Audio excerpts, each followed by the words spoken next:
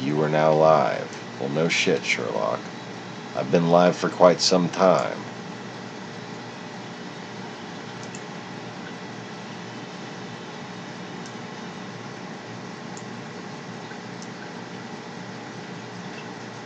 What the fuck are you talking about, 33 seconds?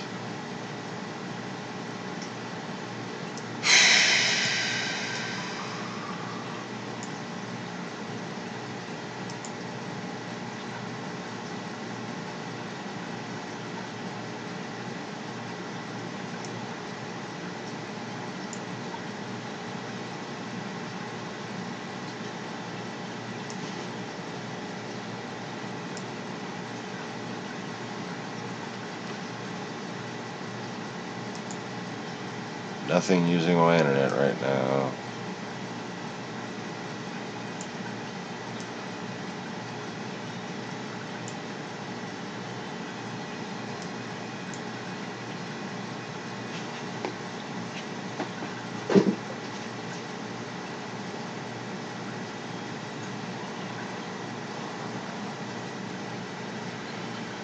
Well, great.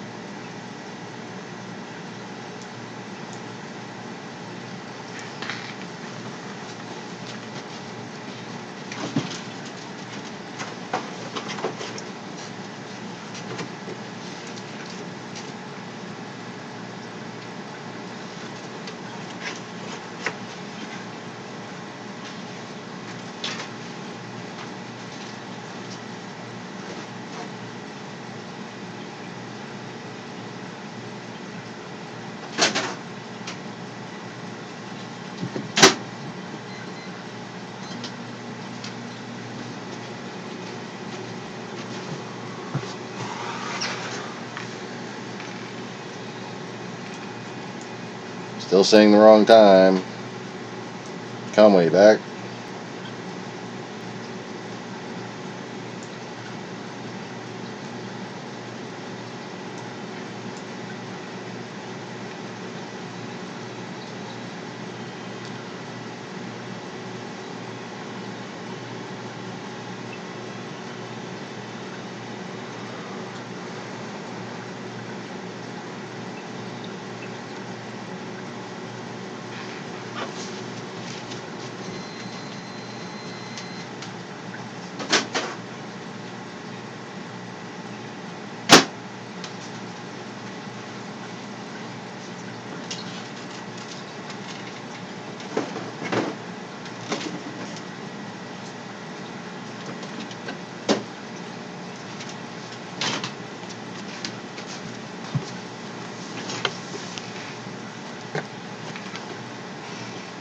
Just waiting to see if this shit's really working.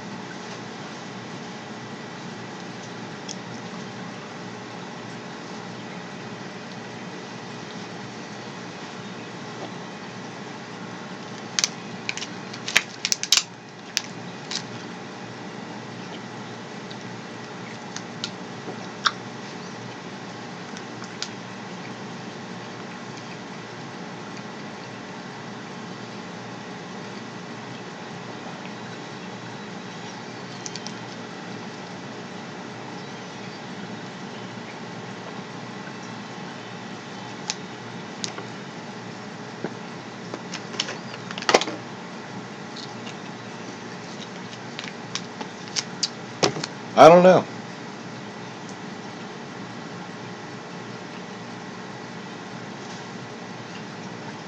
But it seems like the whole story I just told might just disappear into oblivion. Because now the live stream has been reset. It's showing 4 minutes 55 seconds.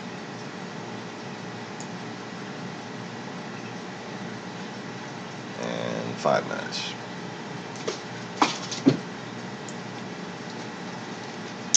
That kind of pisses me off.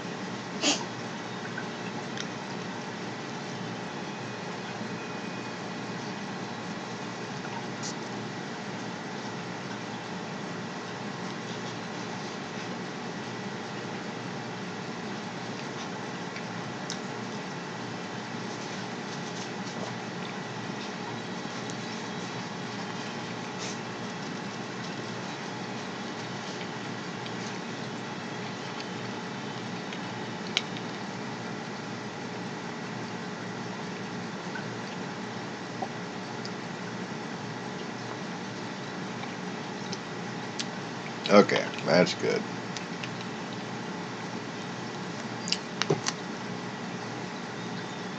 Well,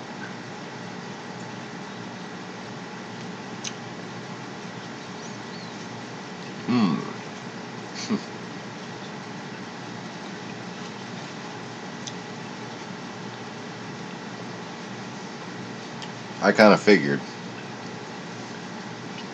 the best thing I could do to make the stream start working again is to want to do something else. So I put a piece of pizza in the microwave, and as soon as I put the motherfucker in there, came back over here and it went back to green.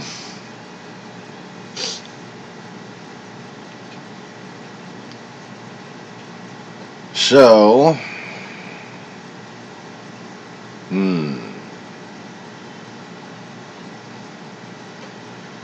I'm gonna go ahead and scarf this down. Put some music on right quick.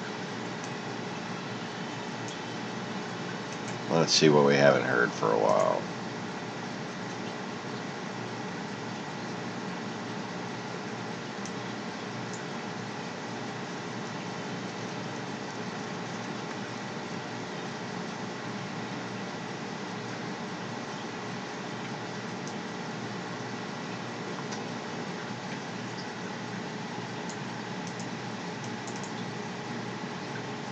Let's go for it. I said, fuck it, let's go for it.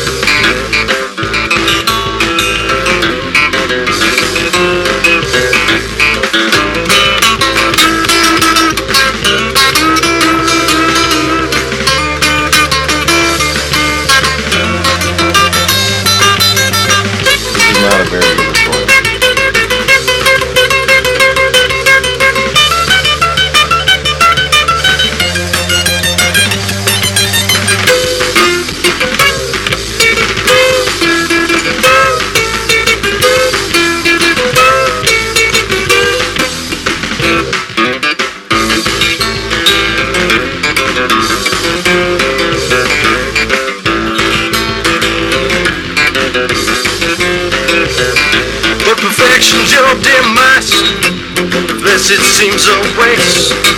You can't help but to compare because you still long for the day the work once made you happy before she locked the gate. Can't help but to compare because you still long for the day. How do you think the bicycle is in station first? What you can't save the dead. Oh, wake the damn. Or get the words right on your own damn song, huh?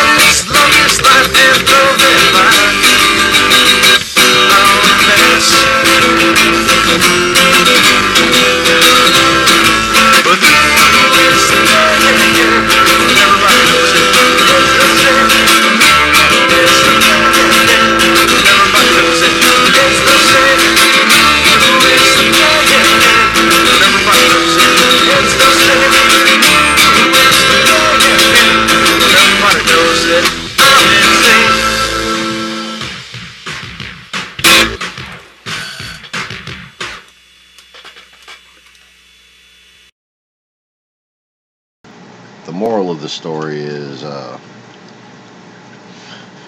that song sounded better after I started smoking cigarettes again.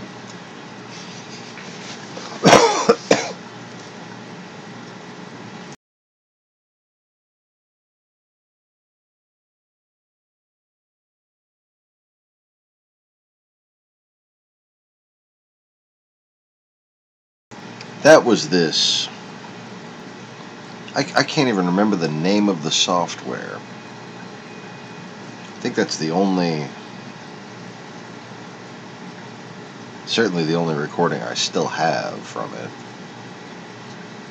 Except for maybe on an old put away hard drive.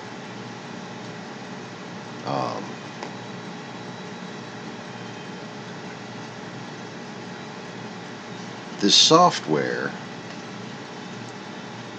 used WAV files and just let you arrange WAV files, and you could record your voice or whatever you want. Like I didn't have a MIDI keyboard, but it had a thing for a MIDI keyboard. I think that it was that's what it was mainly designed for. But all those droning sound effects and the accompaniment for what it was worth, and all the drum beats, every single individual drum beat was added as a WAV file. It's not a drum machine that does repeating.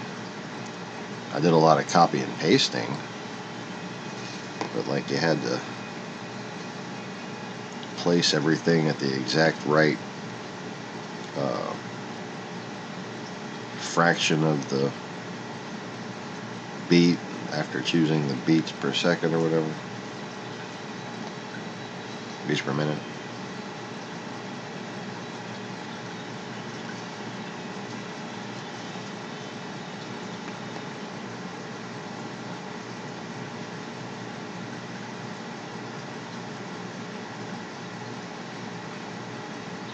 And not only was that done like just haphazardly, as far as the one take that I used to record the audio and the guitar at the same time. That's not two different tracks. That's me playing and singing while leaning in a squeaky ass computer chair you can hear. But I hadn't quite worked out the vocals, especially not for the chorus. And it's just, I don't know, it's kind of painful to listen to. It just sounds so lame. Almost as lame as if I tried to sit here and sing the correction a cappella. I'm not sure which would sound more lame, but I'll spare you the other.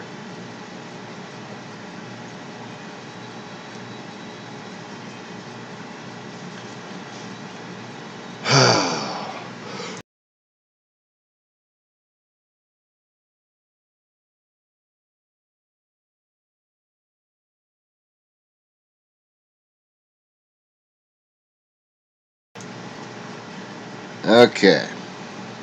Ow, ow, ow, ow, ow.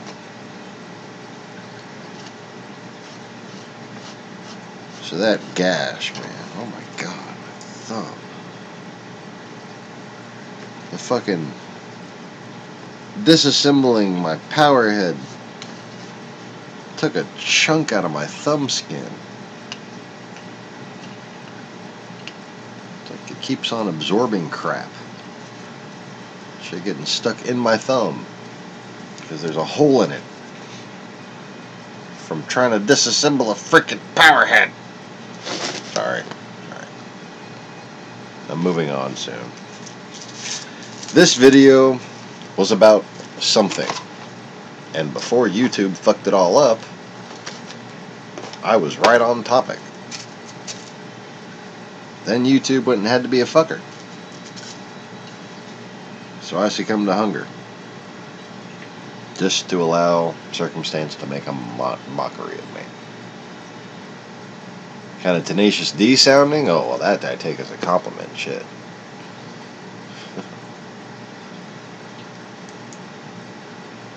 Love me some D.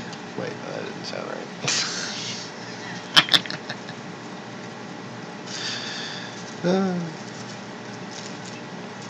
We are the D, we are the D, we are the D, we are the D.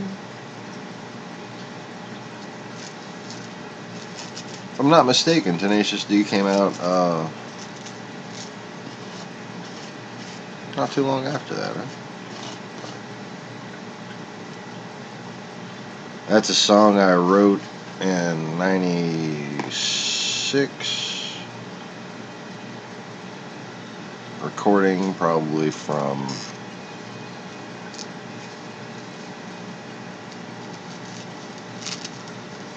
2001. Yeah, 2001. Sure.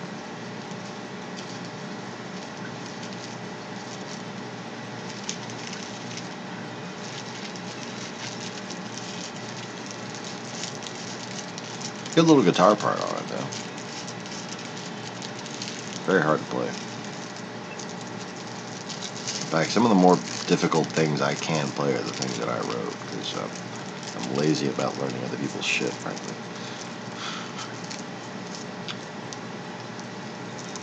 I'm lazy about playing in general. My talent far exceeds my skill because I just don't fucking practice.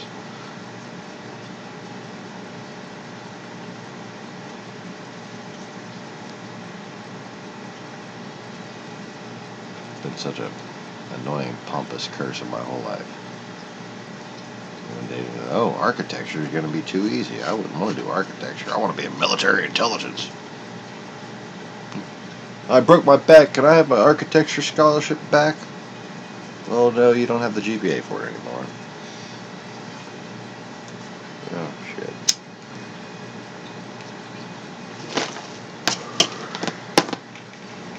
Yeah, it sucks, because if you would have hurt yourself having already been signed up for the scholarship, they would have just paid for you to go straight to college. Oh, well, that's good to know now.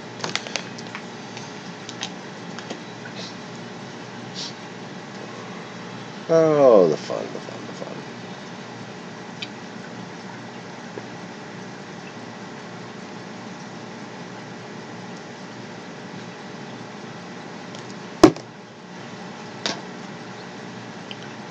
Let's see if there's another song in this collection that I actually feel like listening to.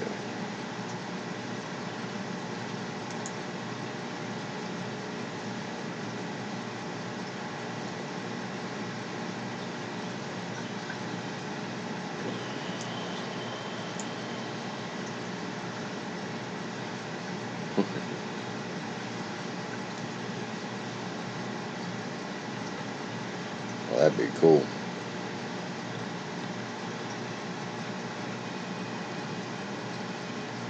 If we ever manage to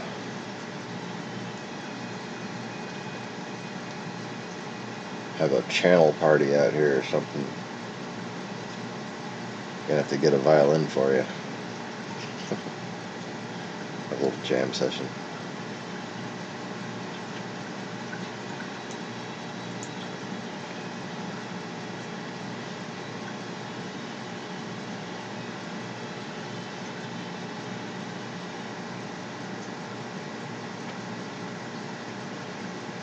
let's see. Sure. Chance. Lost cow. Lie back. Drown. Carry the other piece. That in a while.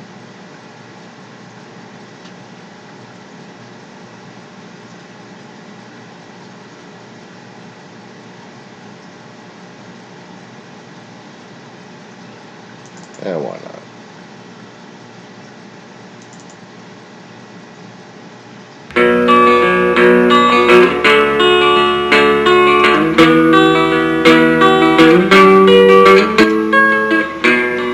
Pretty sure this recording was done the same device and time as the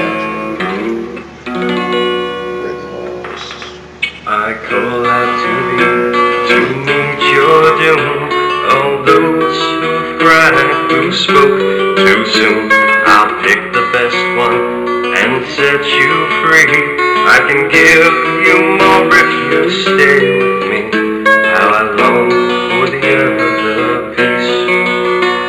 You imperfect soul, you demon of old. Will I sort out my life? Will I ever be whole? I need you one less than the one who made me. That love so just farther than a man could ever see. How I long for the other piece. Breathe the other piece. How I long for the other piece. How I crave your soul. How I died out without you to get the piece of me home. This one feeling stripped from me, it's costing my life. Please grant me my destiny. Please give me my wife. God, give me this partnership to strengthen my soul. I fear I have failed you for becoming this cold. I will go on fighting no matter what told. I'll be tricked and teased, but I will not be sold. How I long for the other piece. Leave the other piece. I know as the demons swim round in an ocean of tears, I fear I will drown. The strength that should be found in the holy of souls, I can no longer gather, but forgive me my hope.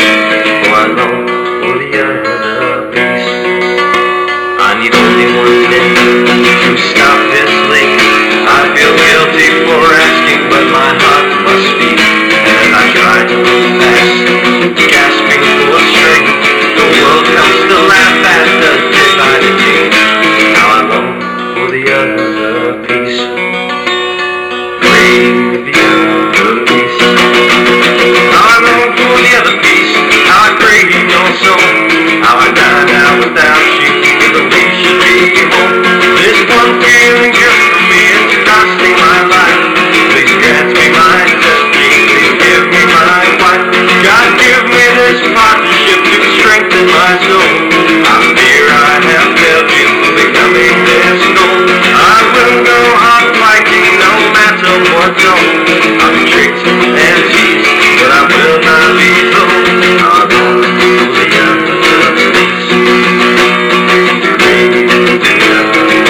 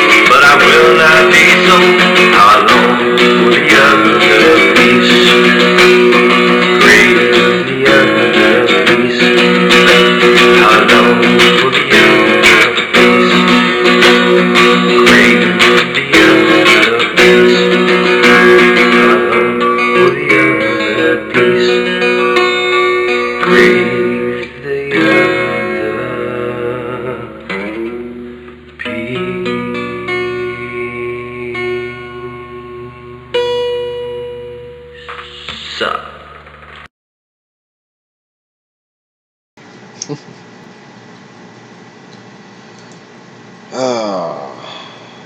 It's just weird to see the difference in how I play it now and how I played it. God, how long ago? Like 20, damn near 20 years ago, that fucking recording. Both of those recordings. But anyway, so in the previous segment of the same damn video that YouTube just decided to cut off and make a new video, we were talking about the elementals.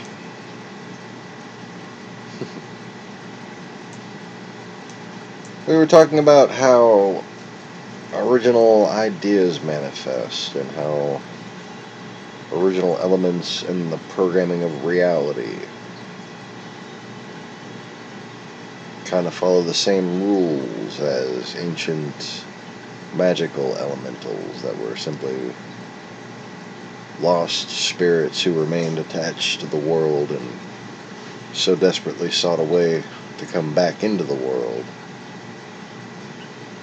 that they were willing to confine themselves to an immortal existence as a single element.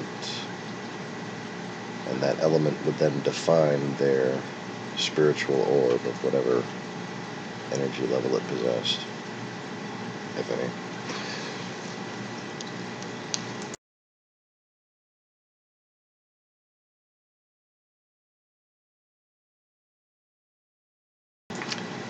And this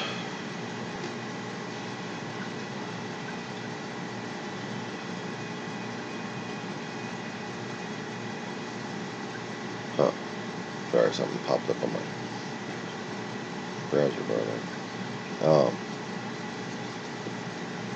This causality being possible in reality was reflective of not just some little side rule, just a little unrelated phenomenon. It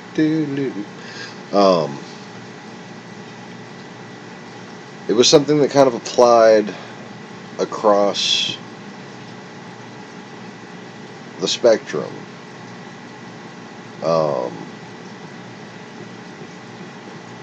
And is very similar to the way that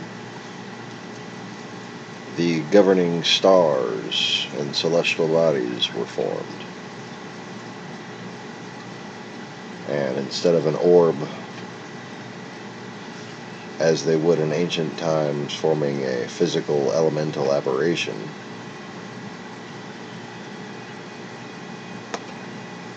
an original idea, the joking example earlier was surprise, would form essentially a star system if they were that prolific. A galaxy.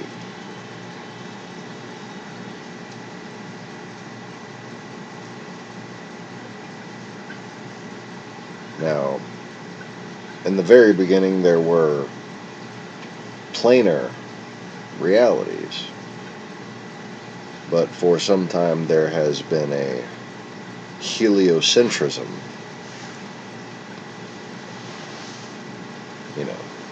Thanks to a guy named Helios.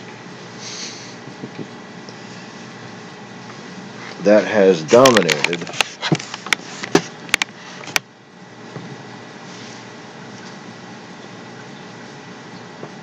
pretty much all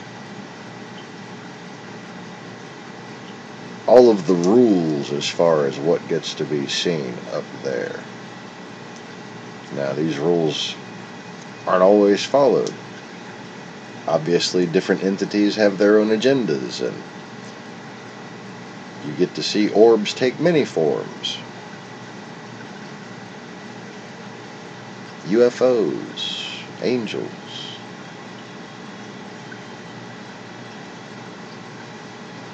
Some dumbass who doesn't look like he knows how to walk, apparently able to walk in the sky.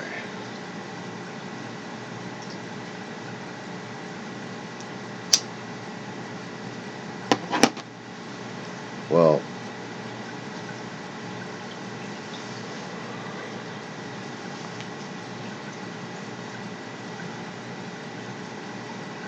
you could have an entity like pride, for instance.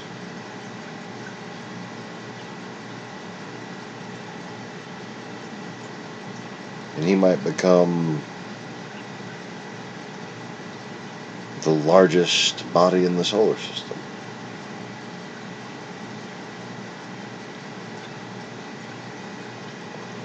Jupiter, is it a god? Is it a planet? Is it a planet? Is it a god? Is it both, perhaps? Is there some way of understanding this that has been kept from you?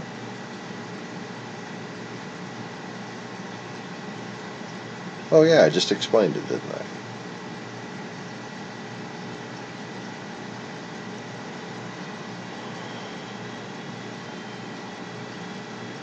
How does pride move amongst people?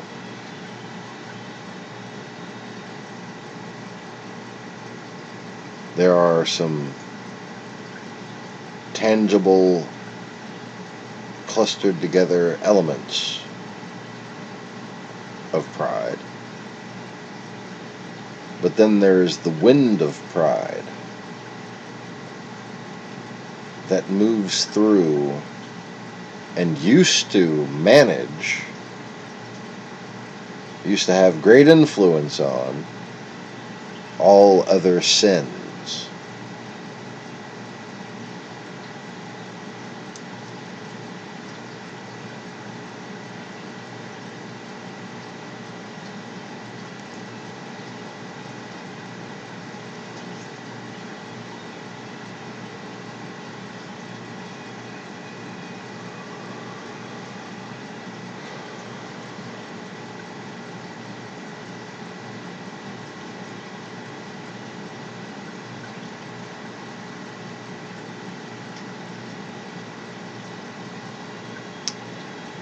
But even pride is outshined by something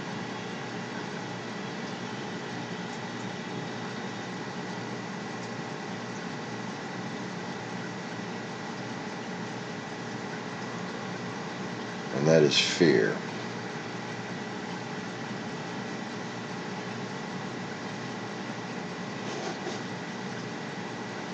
Fear leads to deception.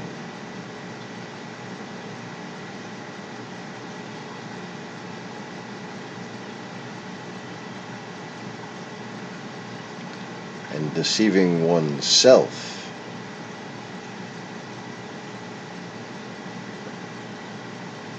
can lead to murder.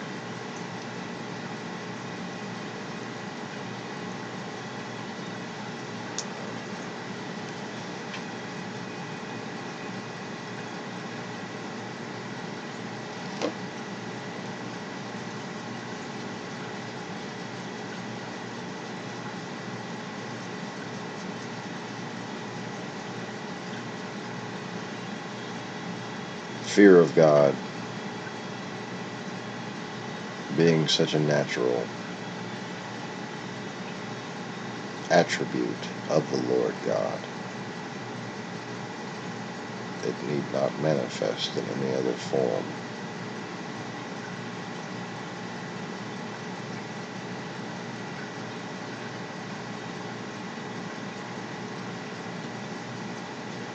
But when that fear caused deception,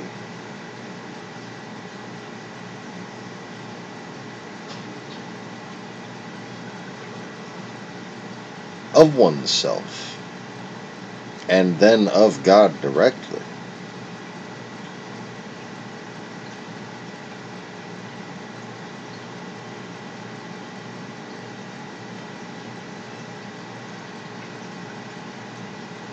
well, pride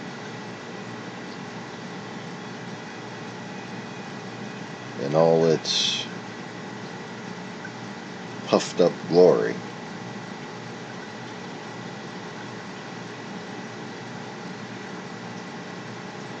that became the devil we knew. A lot of the churches for the past 100 years, especially for the past 50, it's always been pride versus humility, piety.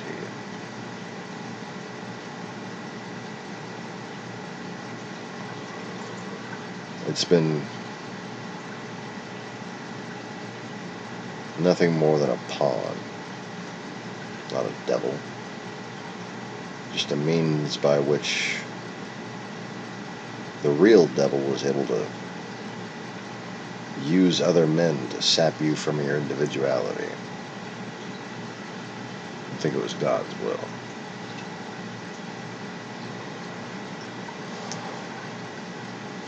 And in some ways, well, history had its necessary facts. But there could have been a better way, I suppose. I suppose not. All at the same time.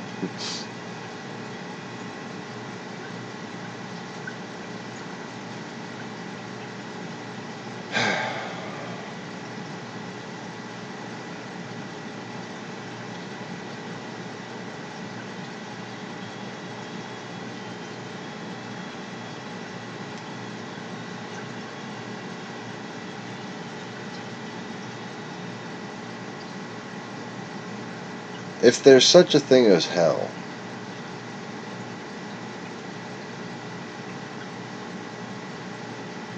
it's Saturn.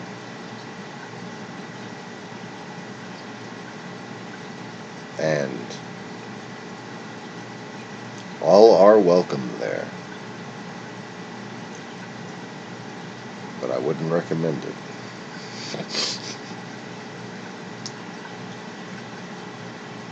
Anyways.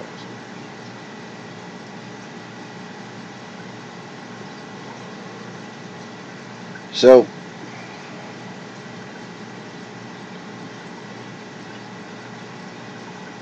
previously on the Lost Begotten's Bible study,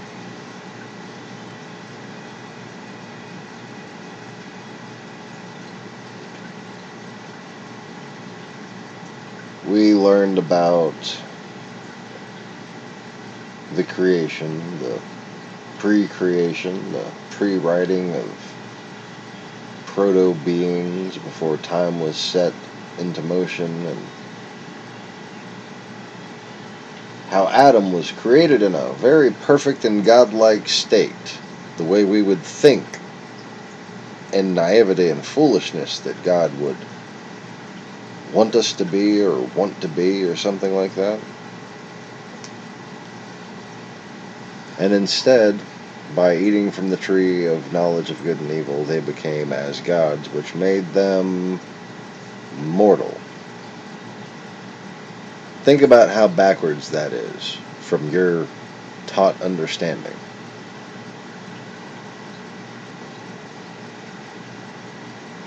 The Lord God said, "They are now as we are. They have become one of us, as one of us, to know good and evil." Genesis 3:22.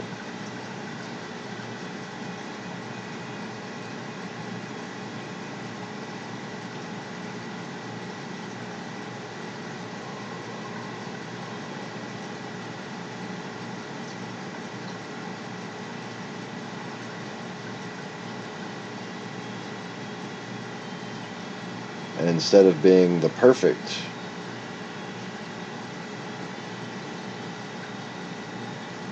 being that he was, he became mortal, unless he take from the tree of life and live forever. So God sent him the hell away from that tree to till the ground. And that same ground, let's see, the ground is west, because he was taken from where he was created to the east. And he was taken back to till the ground west. And the cherubims were placed in the east of the garden, with the flaming sword which turned every way to keep the way of the tree of life,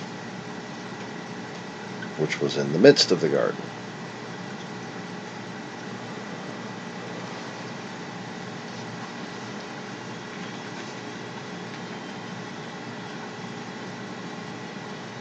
Or no, the tree of knowledge of good and evil is the midst of the garden, and the tree of life, apparently, according to where the placed at the east of the garden cherubims to keep the way of the tree of life. The tree of life would be in the east.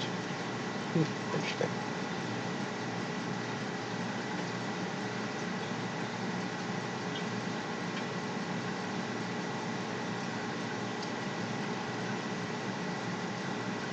Genesis, or the book of generations, chapter 4. Cain kills Abel. And Adam knew his wife, and she conceived and bare Cain, and said, I have gotten a man from the Lord.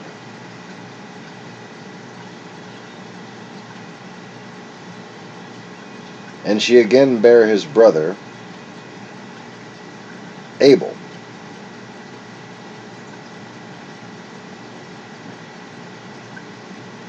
Interesting. No mention of conception. Just, and again, I suppose it could be implied, but you know how they like to be repetitive when they mean to be repetitive. That's interesting. And again bare his brother Abel, and Abel was a keeper of sheep.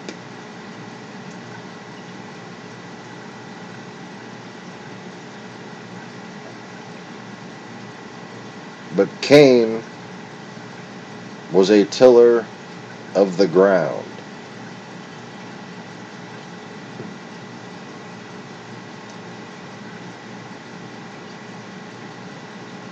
Now those really can mean a lot of things, okay? Oh, and look, I was just thinking about that. Cain happens to mean acquisition, before I even saw that. I was just thinking, a keeper of sheep.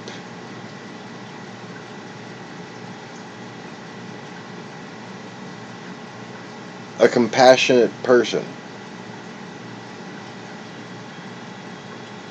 You know, somebody who looks out for other people. Cain was a tiller of the ground. A lowlife. Someone who takes advantage. Someone who uses things up and moves on. And Cain actually meant acquisition.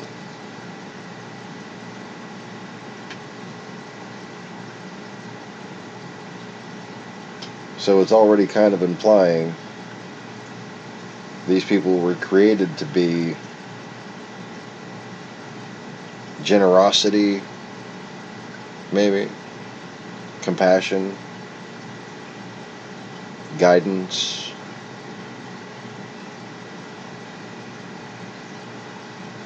a teacher, maybe, keeper of sheep, you know. But Cain, which means acquisition, was a tiller of the ground. And in process of time, it came to pass that Abel means vapor or vanity? Huh. Vanity and greed.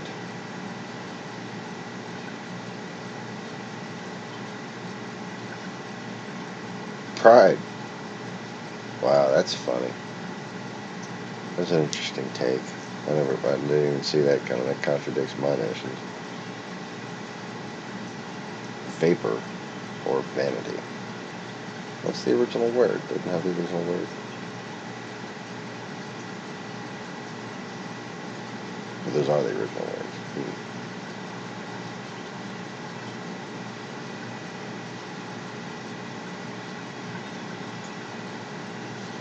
That's interesting. Okay.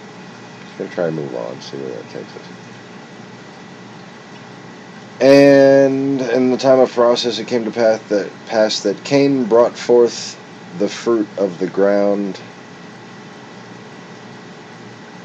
brought of the fruit of the ground an offering unto the Lord. And Abel he also brought of the firstlings of his flock, and of the fat thereof.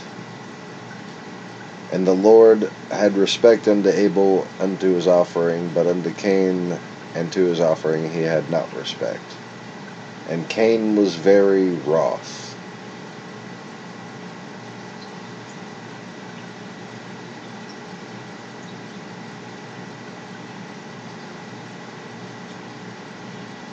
Respect, huh?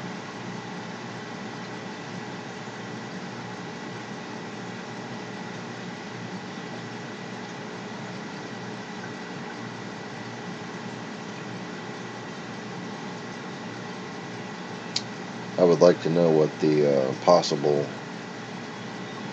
alternate meanings of that word's original word was. Seems kind of important, doesn't it?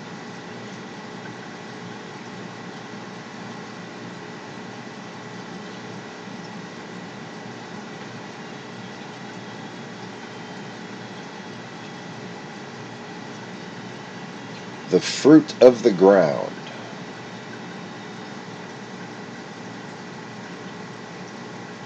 Because he was a tiller of the ground.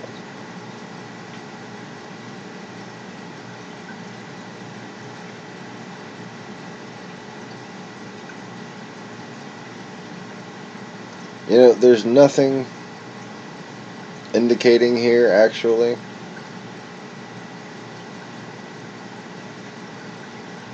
In fact, it really seems like it's just chopped off, and there's a lot missing. Like you got sent there to till the ground, and then now suddenly you're having a baby. And the paragraph starts with, and Adam knew Eve. You know, like.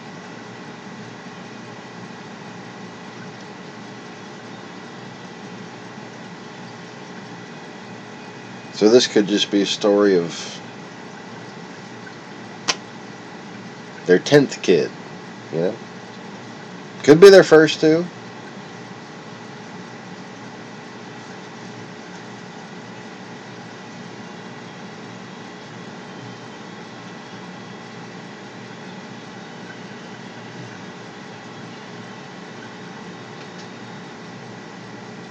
So,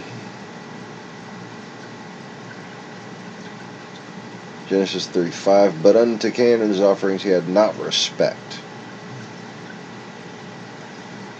And Cain, not God, was very wroth, and his countenance fell. And the Lord said unto Cain, why art thou wroth? And why is thy countenance fallen? If thou doest well, shalt thou not be accepted? And if thou doest not well, sin lieth at the door. And unto thee shall be his desire, and thou shalt rule over him.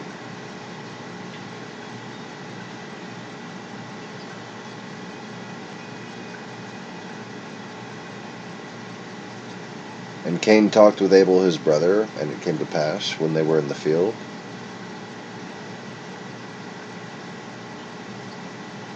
that Cain rose up against Abel his brother, and slew him.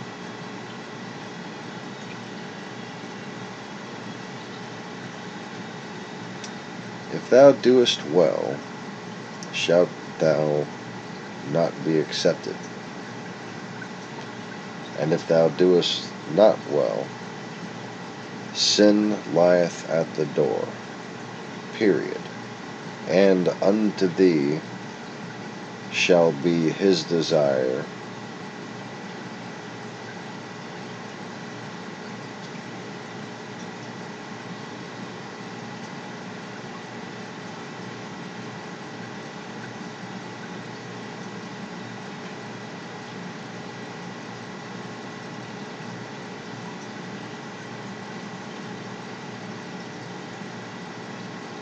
and thou shalt rule over him.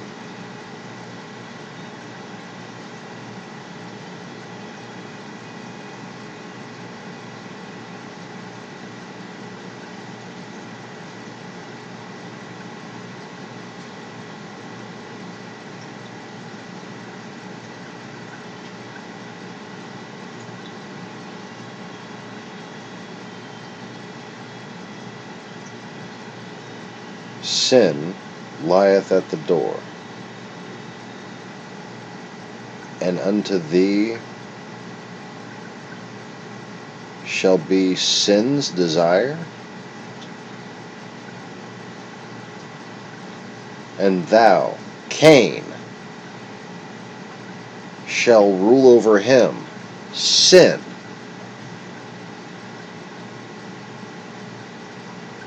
Wow. That's Genesis 7, Genesis 3:7.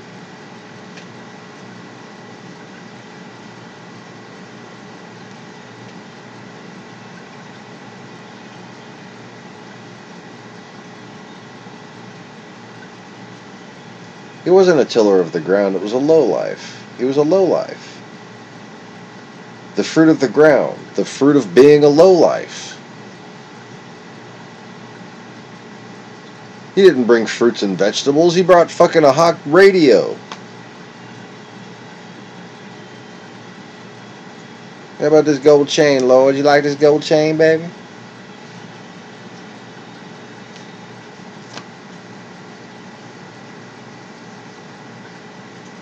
Keeper of sheep.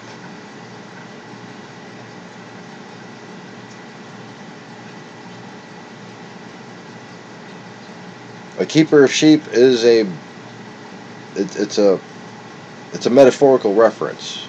It's not a shepherd. There's a word for that. It's called shepherd. A tiller of the ground. It's a metaphorical reference. It's not a farmer. There's a word for that. It's called farmer.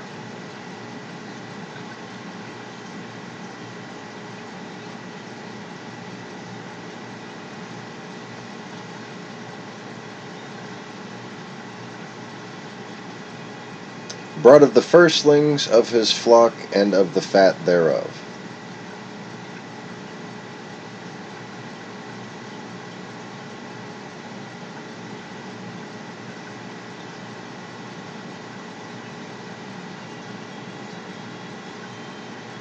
You know, for all I know, he might have been a shepherd too. This could just be poetic license using a metaphor in context. But, you know, does God just hate his veggies? That doesn't make any fucking sense. Does God hate farmers? Well, it depends on how they farm. Now, people who go and till up a bunch of ground until it's barren without maintaining it and polluting rivers and shit like that, obviously that's a bad thing. Just like people who keep a bunch of cattle in a small, unsanitary, shitty place, you know, you're technically a shepherd, right? But that's obviously not good, is it? Especially, again, not for the nearby rivers. There's a reason why natural concentrations are natural concentrations and unnatural concentrations are unnatural. So if you're going to have an unnatural concentration of waste-producing anything, you need to augment the waste-reducing qualities of nature. So, you know, concentrated livestock, you need concentrated ecosystem filtration. Anyway. And if you'd like to invest in such things, easy reefers. Anyways. So, Firstlings of his flock and of the fat thereof. Well, what happens after this?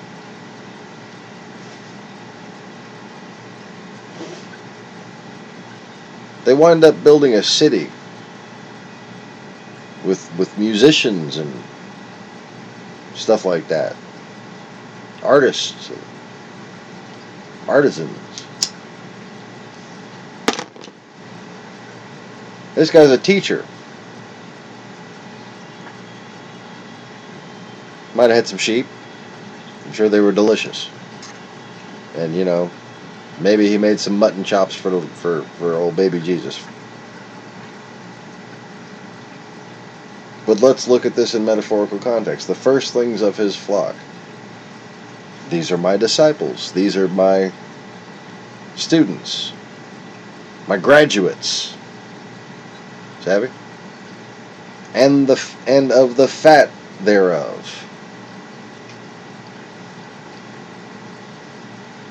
They're gonna play a song for you. They've painted a picture for you. They're gonna fucking fix your house, or you know, like, I don't know.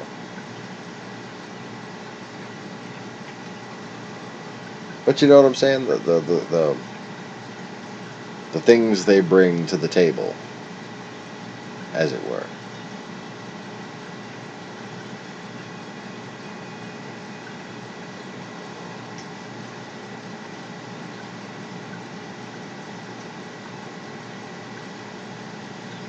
It's been a while since I had some good lamb, though. I love mint jelly. Do they do mint jelly in Ireland, Mr. Conway? Love me some lamb with some mint jelly. It's got to be really well done, too. Anyways.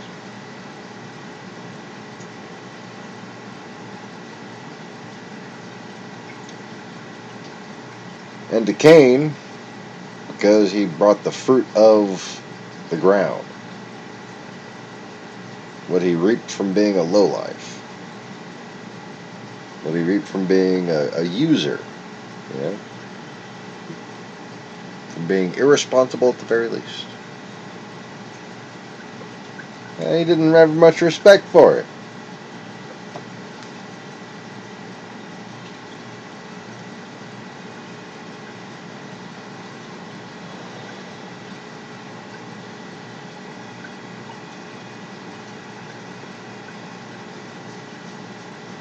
Like,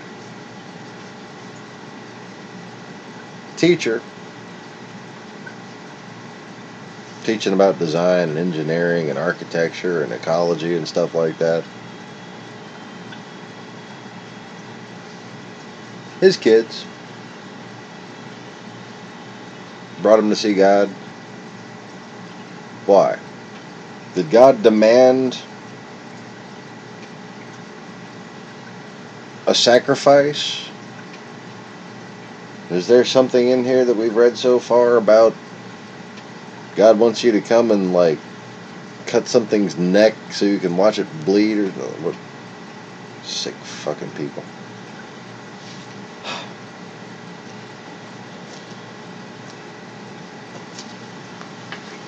What did he tell them to do? I mean, think logically about this, people.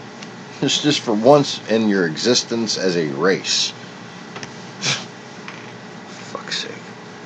Think logically about this. What did he tell them to do? Take this all into context. Before this, he told them to be fruitful. If you know how to do that, I'd like to see a video of it.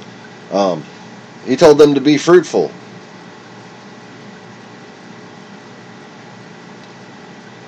Didn't mean go out dressed like the village people. It meant have babies.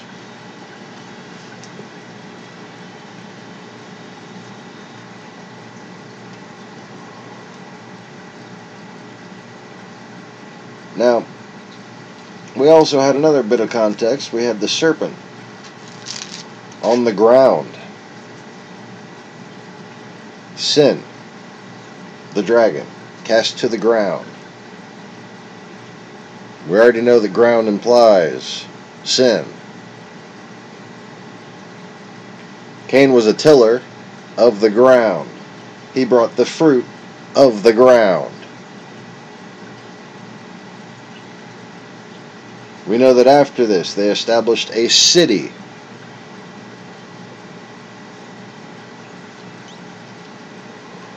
Abel brought his wisest kids.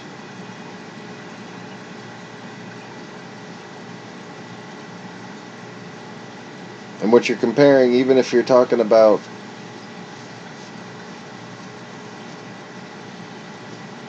pastoral processes, no respect versus respect. And think about the difference between a teaching upbringing as opposed to a droving upbringing.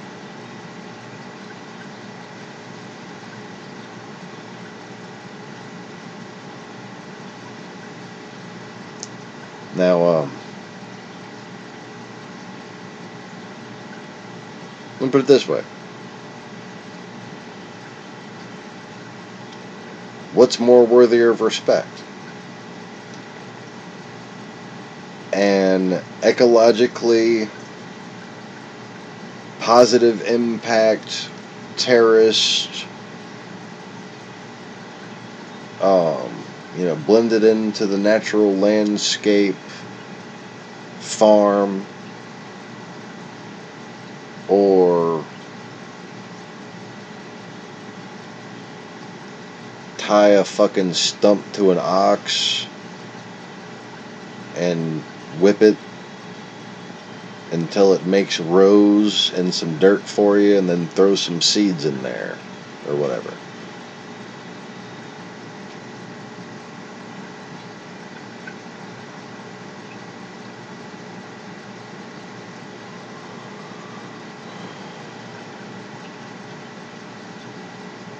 Anyways. And if you think that kind of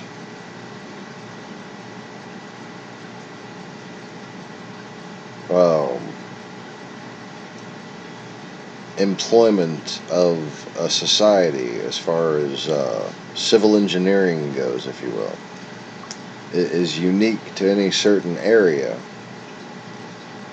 just remember that Abraham was a son of Ham that became the father of all Semitic people.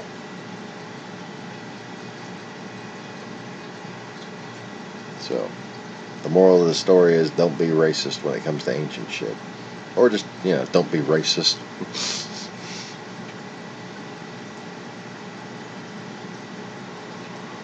There used to be very similar terraced gardens and even buildings in Ireland. Ireland was a fucking amazing place. I mean, a fucking amazing place.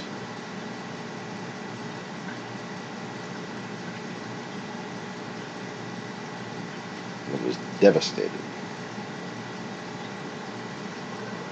A few times.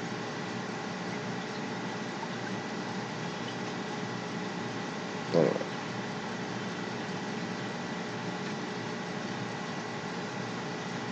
And the Lord said unto Cain, Why art thou wroth?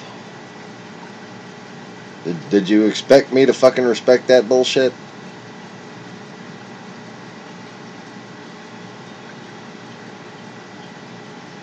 So he's actually, unlike the sin dragon, this dude is sitting there getting angry at God for fucking pointing out the obvious. Okay, now so people who would be sympathetic with the cause of enmity against women and do something stupid like put rib where it's supposed to say side. Now they would have this metaphorical cryptology here, so it could be about these people are vegetarians and these people are meat eaters. We don't like vegetarians. They're a bunch of hippies. What the... It's either stupid or this is what it means. You know, those are really the two choices I see here.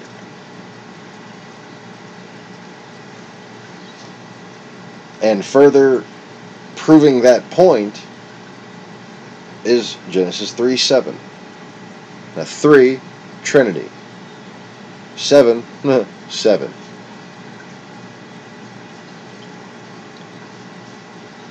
This is going to be an important verse.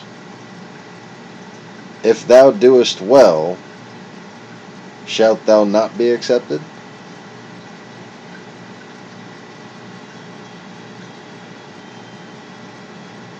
And if thou doest not well, sin lieth at the door.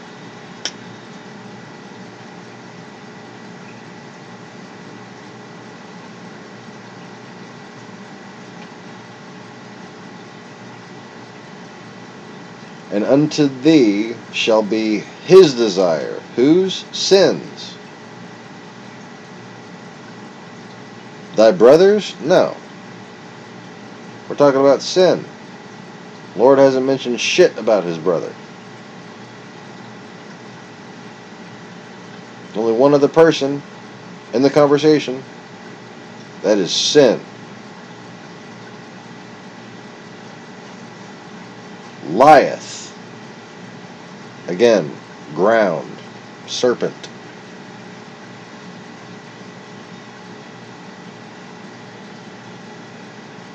And unto thee shall be his desire.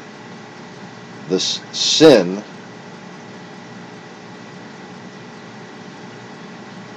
will desire unto you. And furthering that interpretation, and thou shalt rule over him. Cain, son of Abel, greed or acquisition.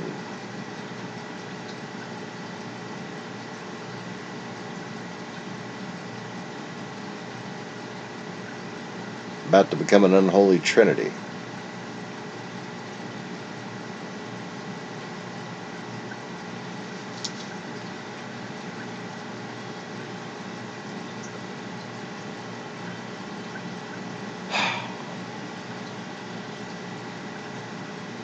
Fitting, considering a lot of the Bible is about, you know, God wants you to be generous, not greedy. In general, that's kind of what the whole thing of love is about, you know.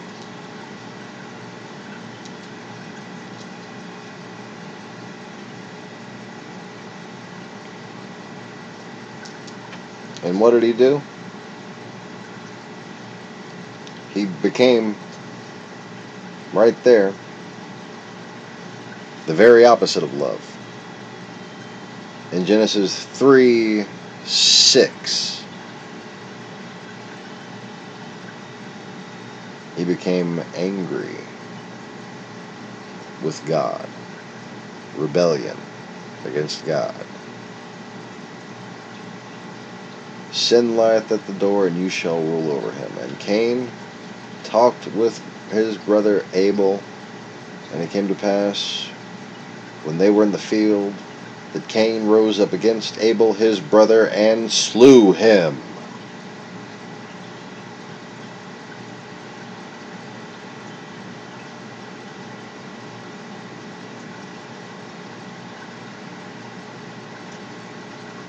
Rebellion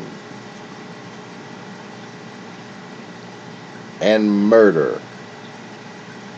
Master of who? Sin.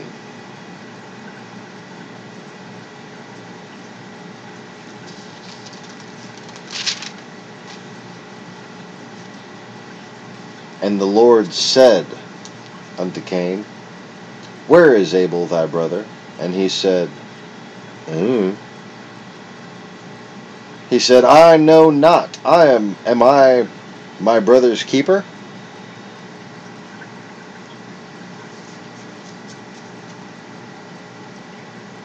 He rebelled against God.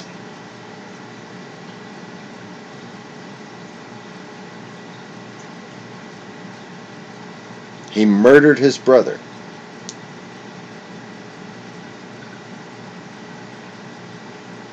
And now he has lied to God.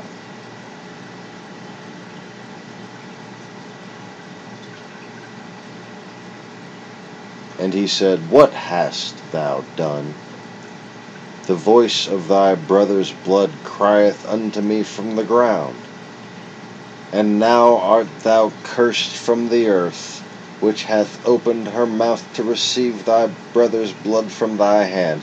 When thou tillest the ground, it shall not henceforth yield unto thee her strength. A fugitive and a vagabond shalt thou be in the earth. And Cain said unto the Lord, My punishment is greater than I can bear. Behold, thou hast driven me out this day from the face of the earth, and from thy face shall I be hid, and I shall be a fugitive and a vagabond in the earth. And it shall come to pass that every one that findeth me shall slay me. And the Lord said unto him, Therefore whosoever slayeth Cain, vengeance shall be taken upon him sevenfold. And the Lord set a mark upon Cain, lest any finding him should kill him. And Cain went out from the presence of the Lord, and dwelt in the land of Nod, on the east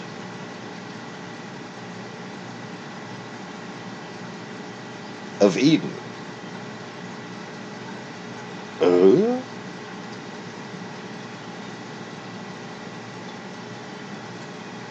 On the east of Eden, too.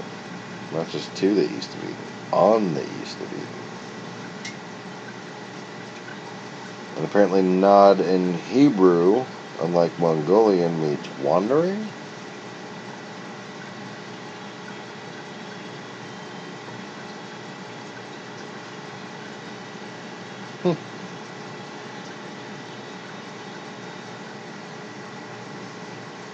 So that's why they were clueless. They thought it meant wandering. Wow. That's fucking special.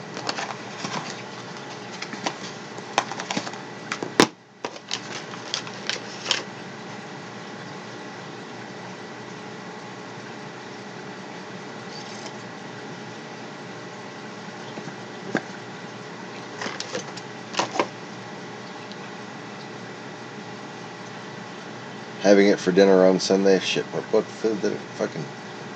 I forgot the question I asked.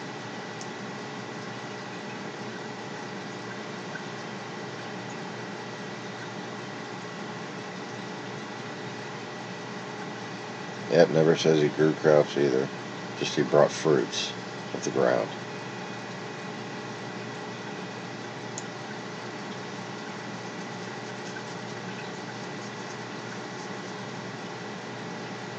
Damn it, what food? Lamb! Oh yeah, lamb.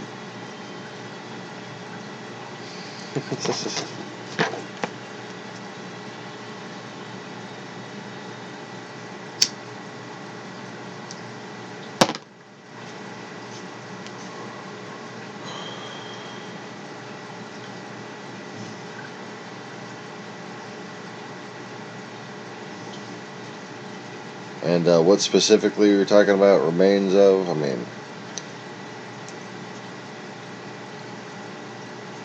when I think of Ireland, I think of just...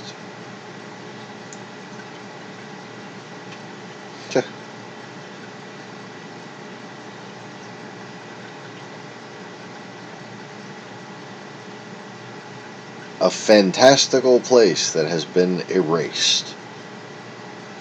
You know, and rebuilt, and it's lovely now, and there's some fine cities, but it wasn't it wasn't concentrated at all into any city-type arrangement long ago.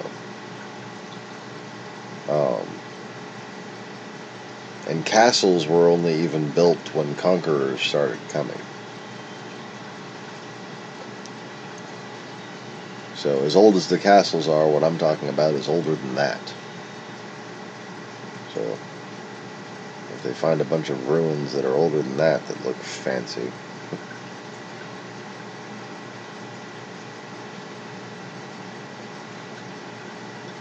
that should be the layer of terraced gardens, yes.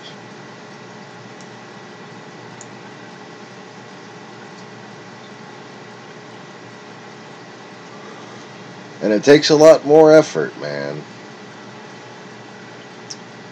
to arrange stone walls and drainage conduits.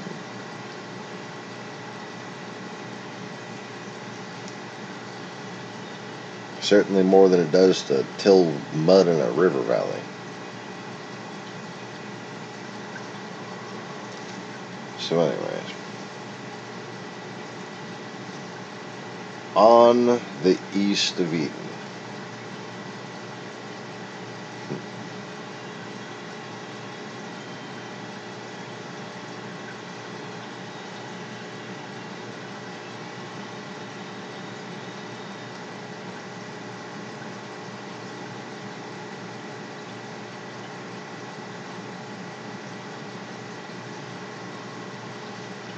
So instead of to the east of Eden, would on the east of Eden imply anything different? Would be above the east of Eden as opposed to below the east of Eden?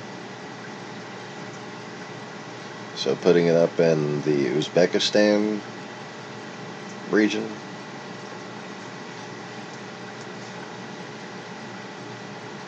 In fact, was that Kazakhstan up there?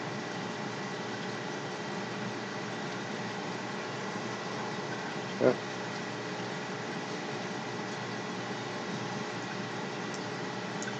It's funny.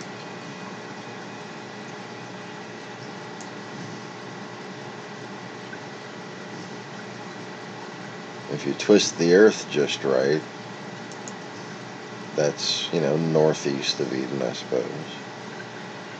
But what happens to be that way is the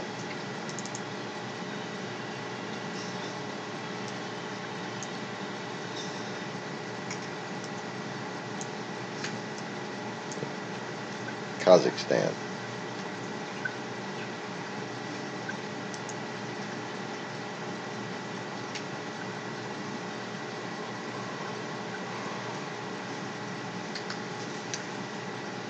And Cain knew his wife, and she conceived and bare Enoch.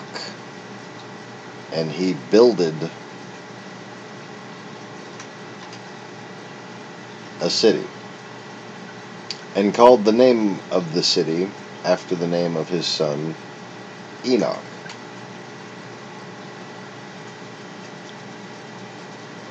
And unto Enoch was born Arad, and Arad begot Mehujael, and Mehujael begot Methusael, and Methusael begot Lamech. And Lamech took unto him 2 wives. The name of one was Ada, and the name of the other Zillah. And Ada bare Jabal. He was the father of such as dwell in tents, and of such as have cattle. Jabal and Jubal.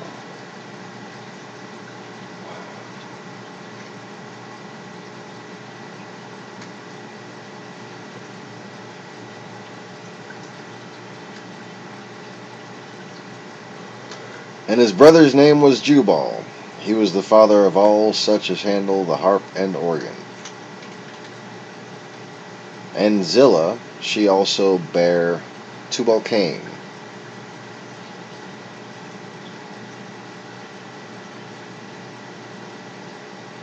An instructor of every artificer in brass and iron.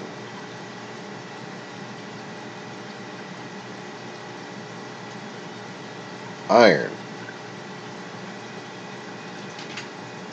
Long time ago. Sounds right to me. And the sister of Tubal-Cain was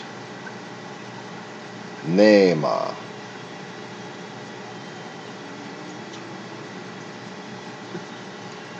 And Lamech said unto his wives Adah and Zillah, Hear my voice, ye wives of Lamech, hearken unto my speech, for I have slain a man to my wounding, and a young man to my hurt. If Cain shall be avenged sevenfold, truly Lamech 70 and sevenfold.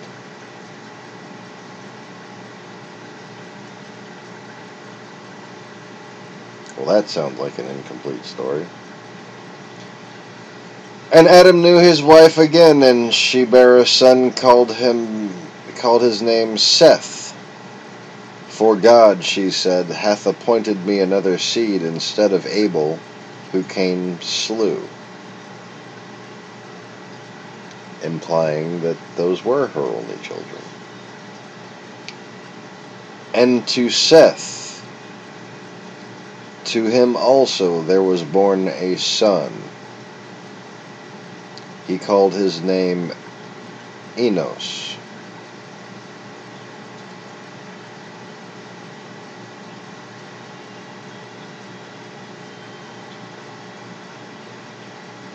I think they done fucked this up.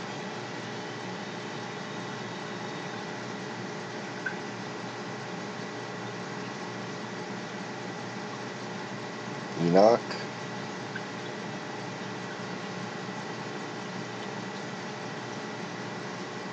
The son of Cain?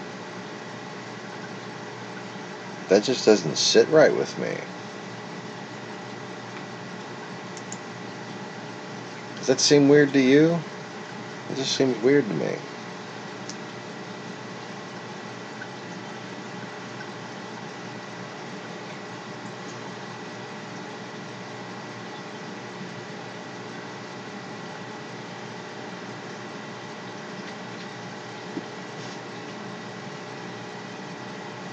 Enoch is in the land of Nod?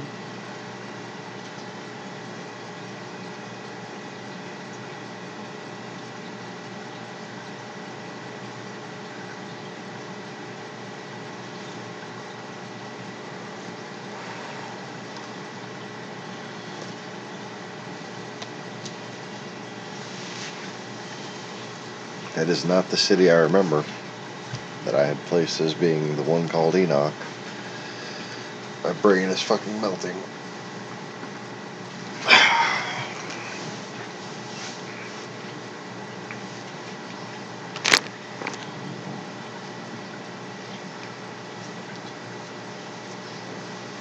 Clearly, this has been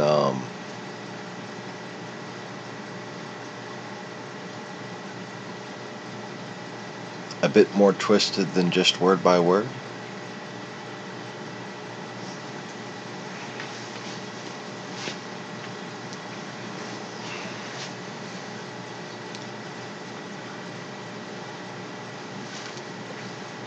Okay. And let's just see if there's any logical ways we can pull it apart too, to back up my instinct on the matter. If you have a brother, okay, no, but better yet, if you have an uncle, and he was banished, and he slew your other uncle, and your dad probably didn't like him very much, probably your grandparents didn't like him very much, and he named his kid, his firstborn, Enoch, the evil uncle guy, okay?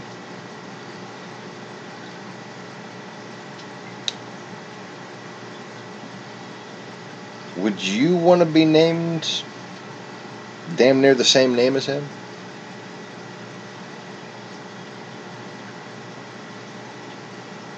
Or if you were this guy's brother, okay, if you're Seth, and your brother, who killed your other brother, named his kid Enoch, would you name your kid Enos?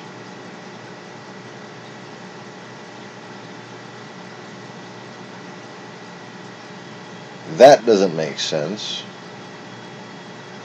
And the idea that they would go into the genealogies of the sons of Cain first, and then into Seth. There was a son named, and he called his name Enos, and then began men to call the name of the Lord.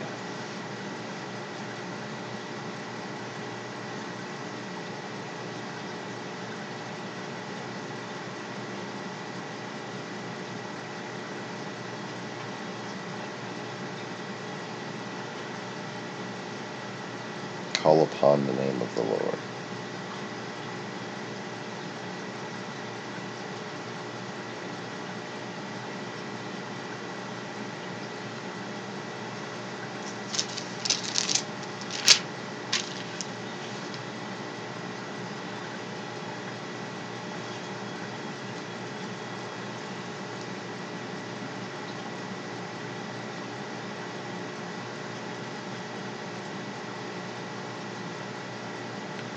And Enos begot Canaan?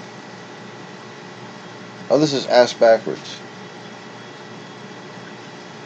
And Canaan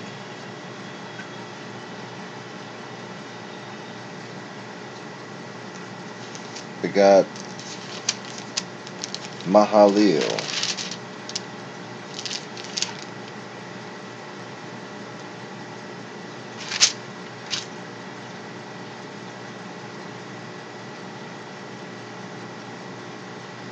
And Mahalalel begot Jared.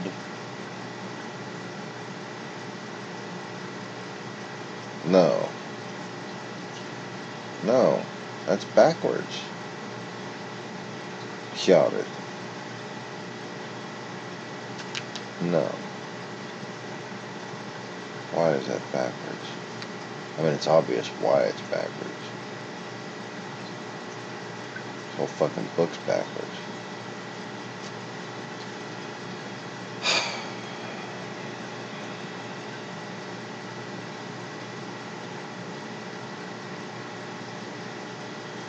Enoch disappears. Enoch lived 65 years and begot Methuselah. Enoch walked with God after he begot Methuselah 300 years. So he lived 365 years. Enoch.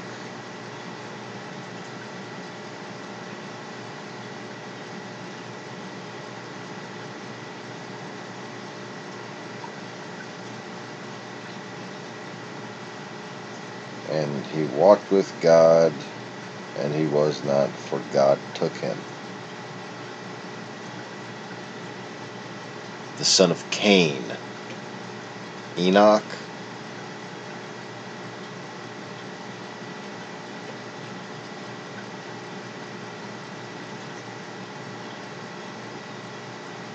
Does that make sense to anybody else, or does that just seem wrong? Okay, like,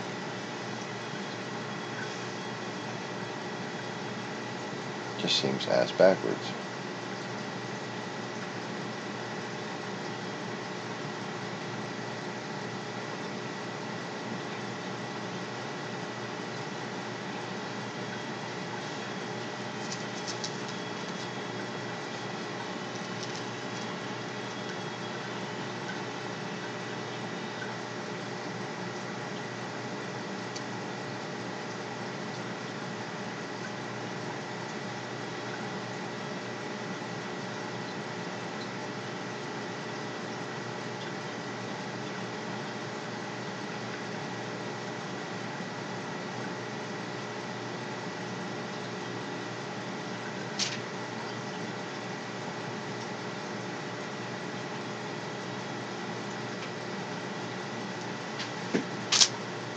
So I'm just reading the genealogies in Genesis 5. And Lamech is the father of Noah. Enoch, the builder of the first city.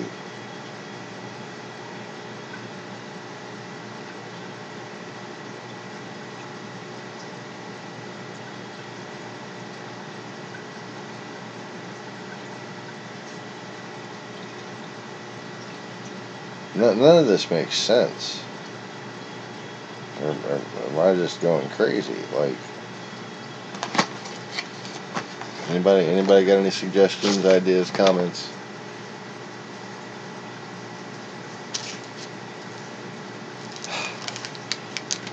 Seems to me like they just switched the fucking parents here.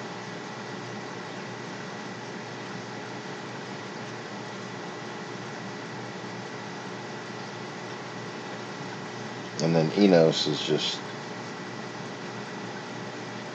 weird. Why would two people name their kids the same? Enos.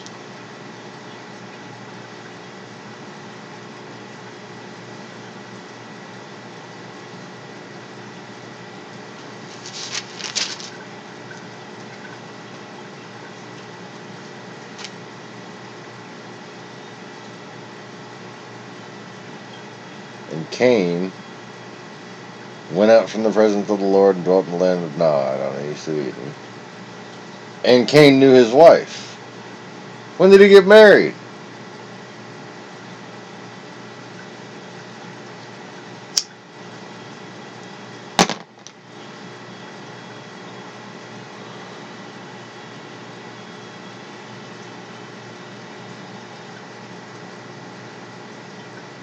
It's pretty obvious to discern that there's a hell of a valuable truth hidden here.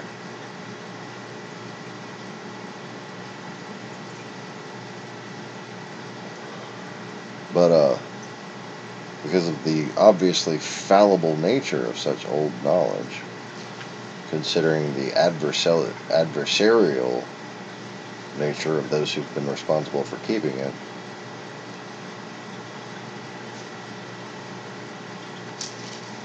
Cain, no. Just take 17 and turn it into 27. And there's just probably some shit missing here. And Seth knew his wife.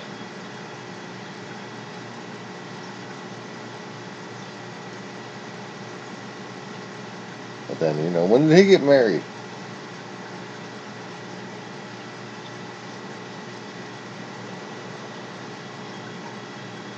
And then there was Enoch.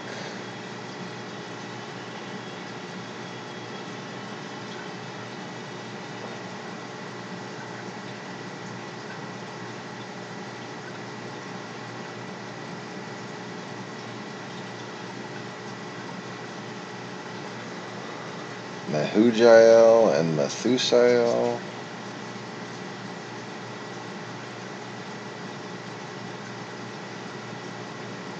And then Lamech. And then Noah.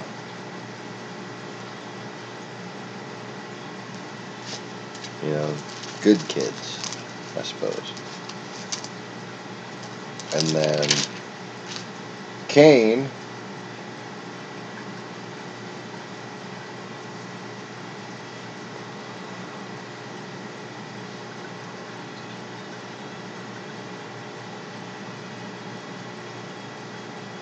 Enos? No, I think it would have just went straight to Canaan.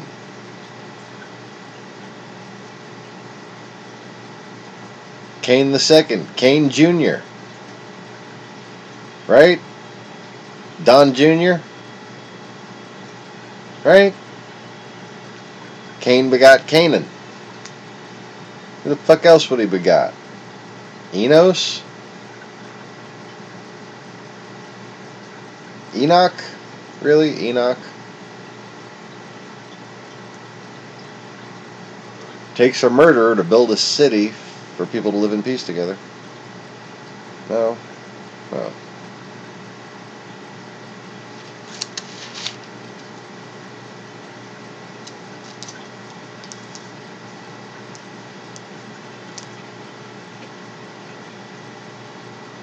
Lamech, supposedly father of Noah. Hear my voice, ye wives of Lamech, hearken unto my speech. You think Lamech called his wives, ye live wives of Lamech? This is just weird. And Lamech just calls his wives to say that he's slain a man to my wounding. I killed someone I didn't want to.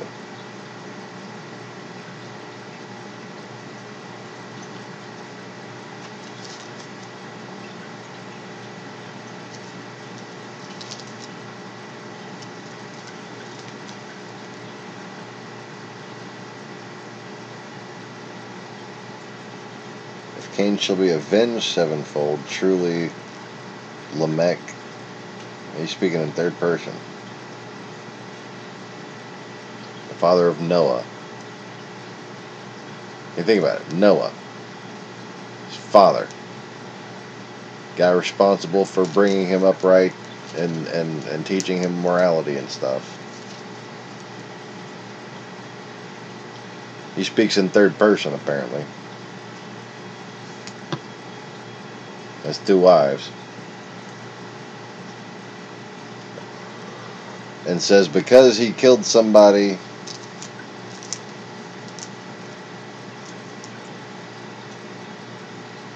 younger than him, and it hurts him to have killed him,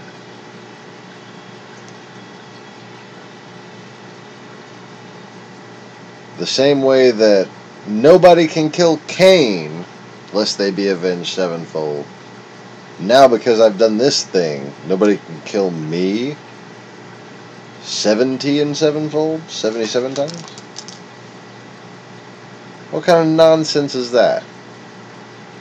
So many things were making so much sense until this.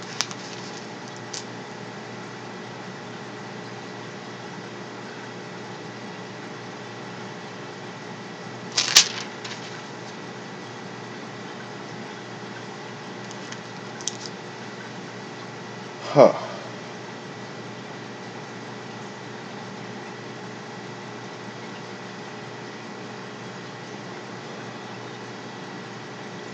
So one would think Seth begot Enoch.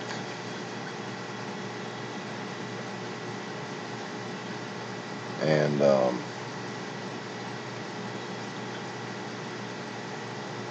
being the begotten of Adam, and this, considering how Adam was rewarded for,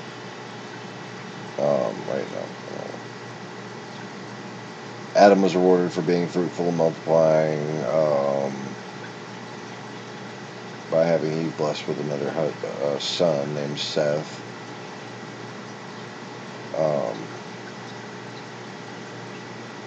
And Seth was meant to replace Abel, so that likely he was a shepherd, a keeper of sheep, a good person, a teacher,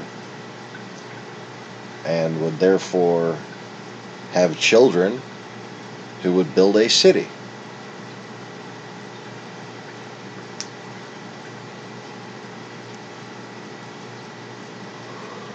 And if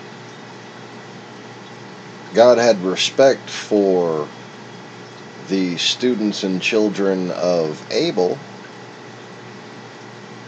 and those students and children are still around, one would assume that they would want to participate in this city that their cousins were building.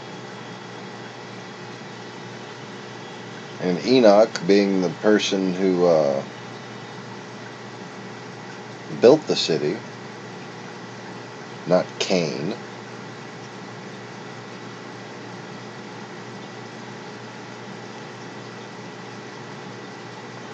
If Cain built the city, it would be called Cain, wouldn't it?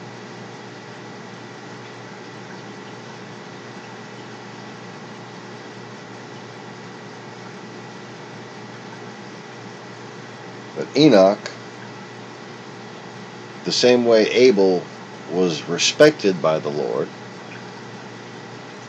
Enoch, having built this city,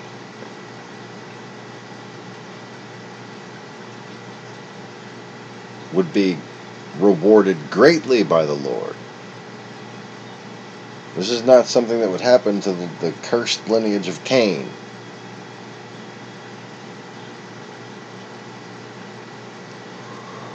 You don't have a father like that and then become that.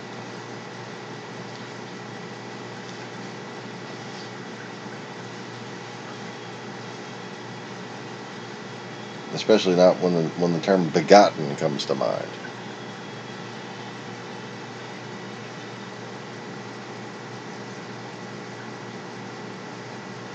Alright, so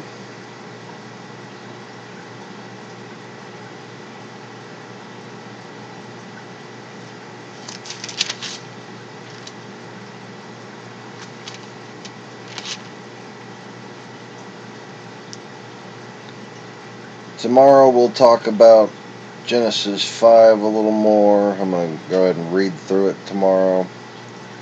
And then we'll move right along to Genesis-6, in which Noah builds the ark. Noah, the son of Seth, builds the ark to save the begotten of Adam from the sons of Cain. Not Noah, Noah the...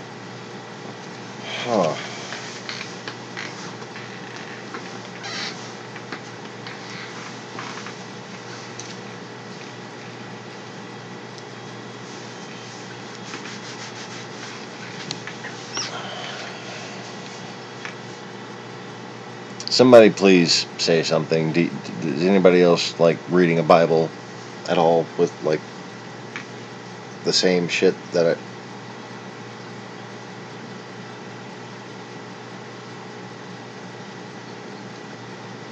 Cain sired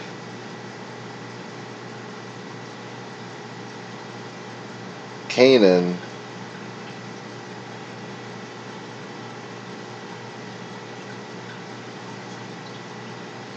and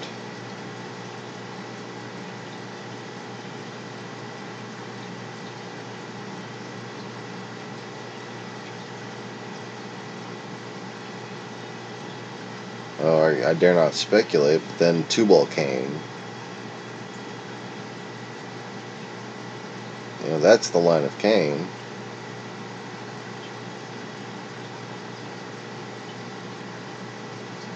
Right?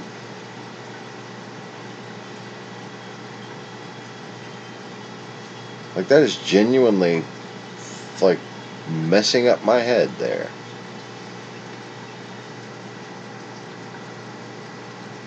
I didn't think it could be that wrong.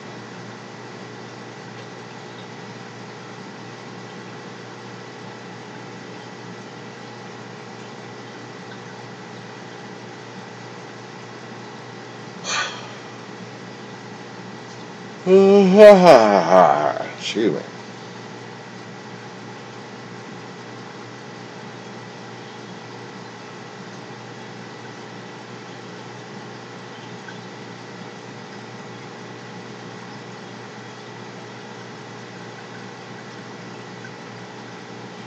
Well, I guess it makes a lot of sense now why I was so cautious as to how long I would wait before I really got into that again. Because if I were any spiritually weaker, I suppose I would probably just read that and want to put it out of my mind and try to move on so I could be reading the Bible, you know?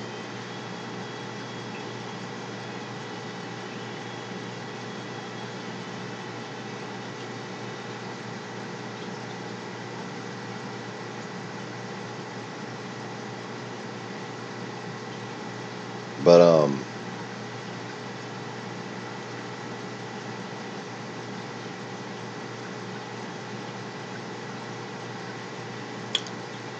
it's worse than I thought, that's for sure.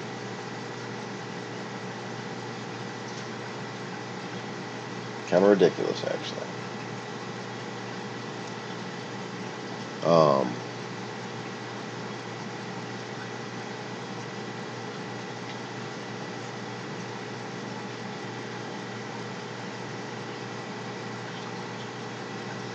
I might talk to Hathor about this and see if she'd like to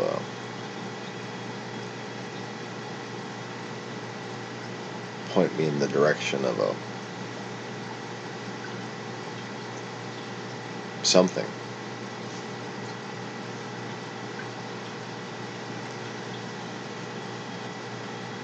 I'm pretty sure she's familiar with all the stories of Lilith.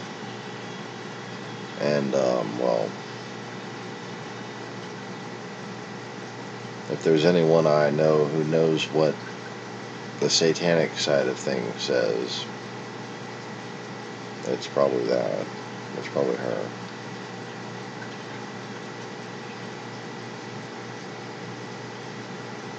I mean, you know, her online persona isn't Callisti Viscante for anything, you know.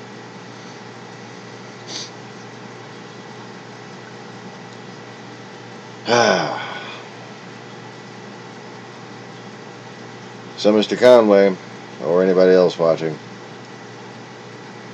feel free to ask me a question, and maybe that'll help me clarify anything that you might help clarify for something for me by giving me the power to answer it. The opportunity, I suppose.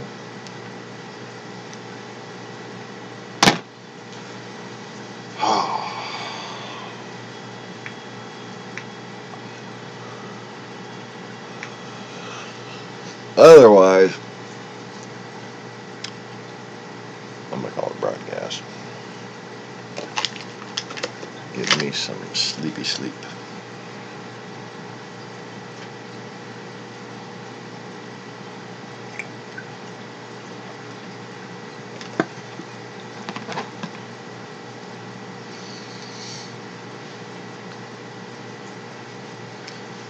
My friend Chrissy's going to be want me to take a trip out to New Orleans to set up a 150-gallon reef for her. That would be pretty cool. I don't know whether it's going to be in the store or not. I hope it's in the store. That'd be cool.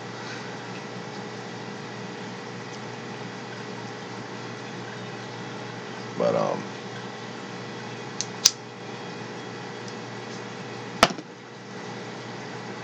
I'm hoping being able to use her as a reference is going to help me out a little bit.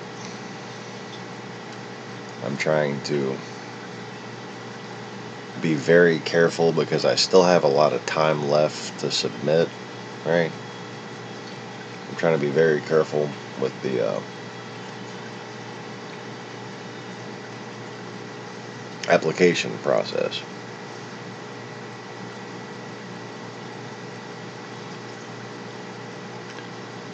Because I want to get just the right references.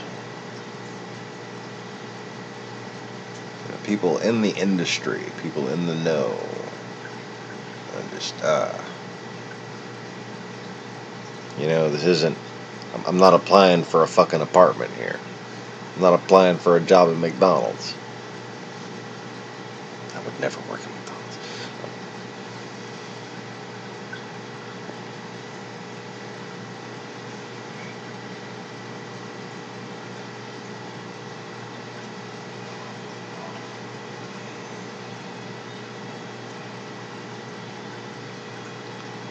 But anyways.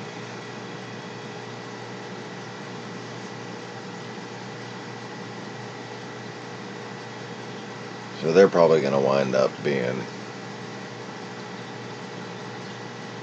somewhat invested in the whole thing. And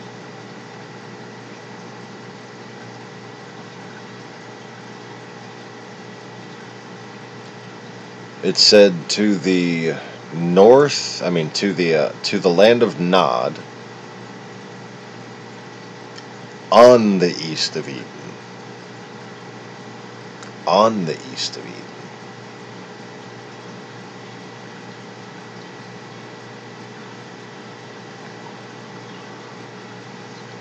So, possibly applying that the land of Nod was on the Venusian plane. On the east of Eden. As in above it. Vertically. But if you go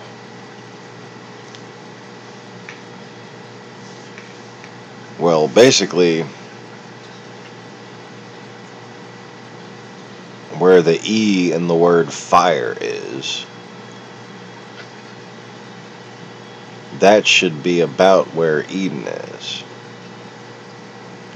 And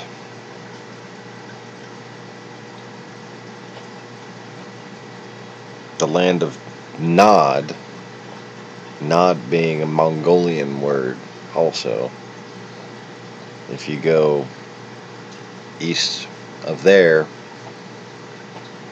basically get to Mongolia.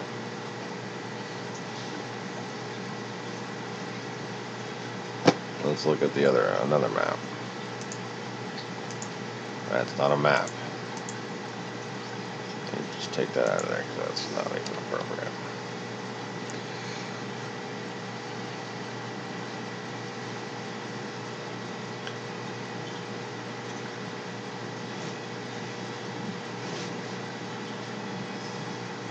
So on the east of Eden, due east would be the Tibetan Plateau.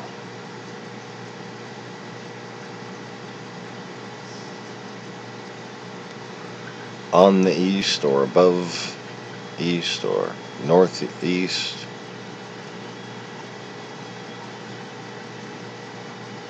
would be Mongolia.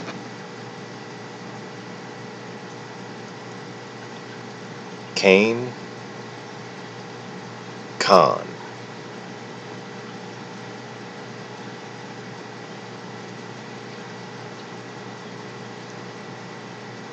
Yeah, well, there's Shangri-La, right? Supposed to be right up there.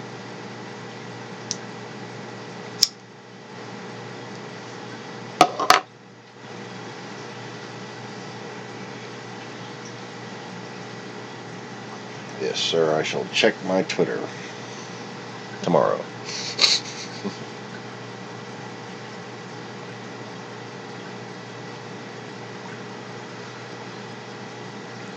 So Adam created from dust in the west of Eden.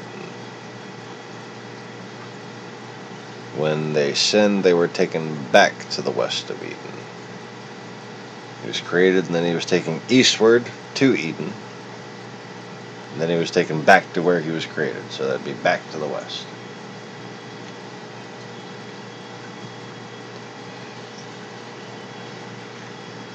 And then cherubims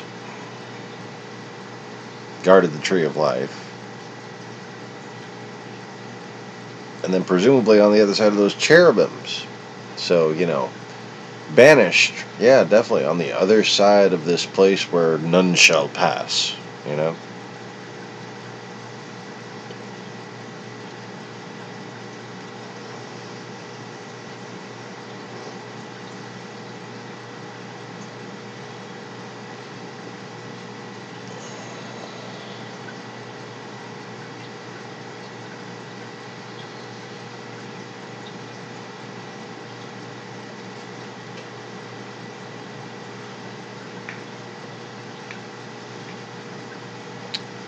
I placed Enoch as being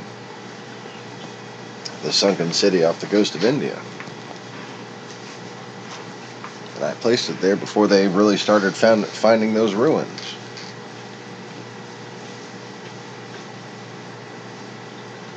It's just kind of always been my sense of that. And then we have what we're going to go into, hopefully, is going to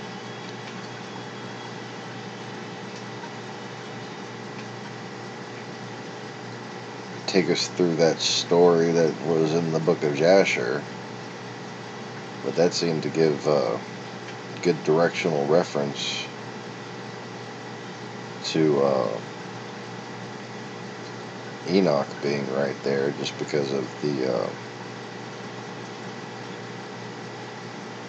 proximity of Nimrod's kingdom and how he was able to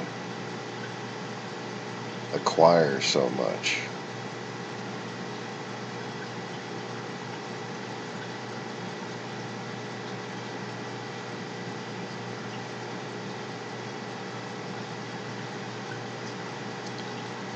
But I tell you what,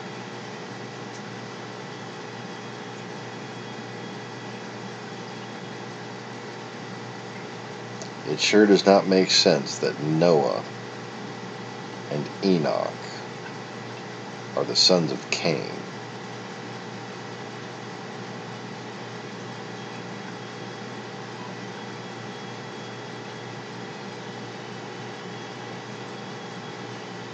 Like I just can't read that and make it register. I don't know. Whoever else is watching, feel free to weigh in. Because I'm kind of astonished that actually says that.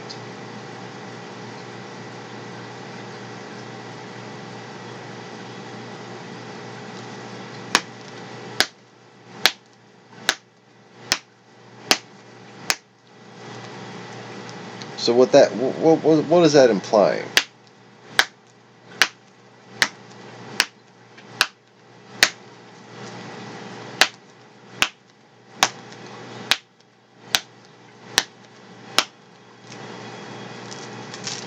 That the murdering liar who is angry at God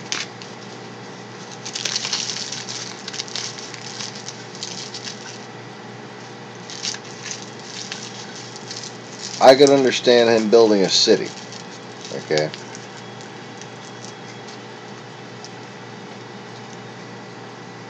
Not really, but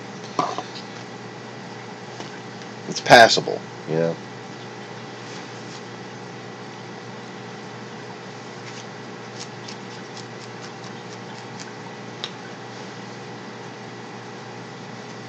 Generally speaking, people like that don't like to build, they like to destroy.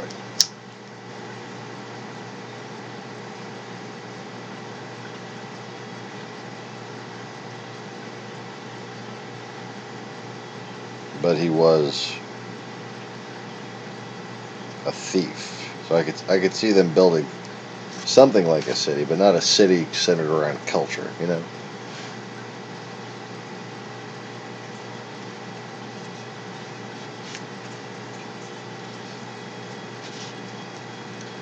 And is it just me, or does that whole section of Genesis seem a lot shorter?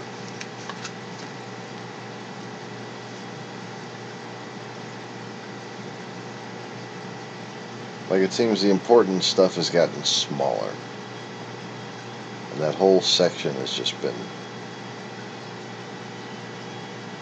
I thought it was supposed to be like 8 chapters, and it turned out to be 4.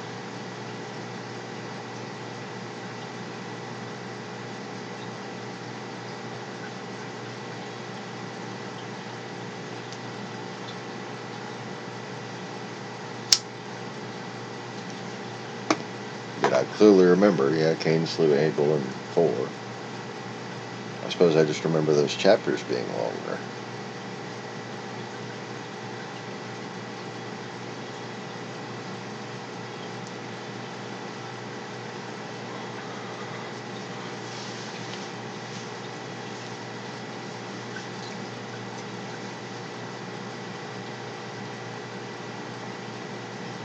But how could Noah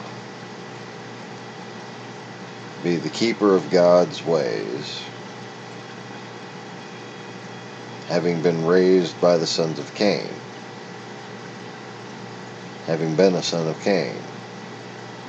The whole point of the flood was to make ghosts of the sons of Cain.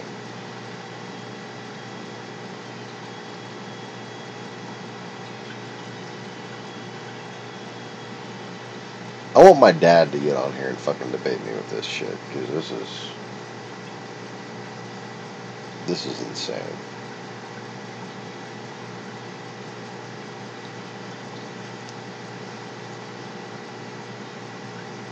Anyways.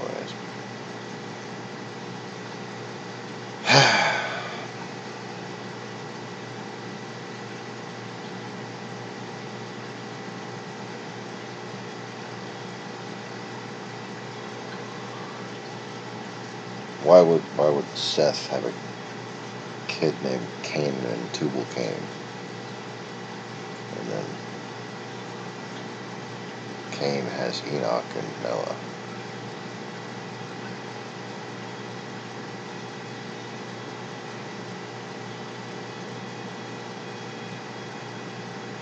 I'm lost. I'm just stuck on a fucking infinite loop here. So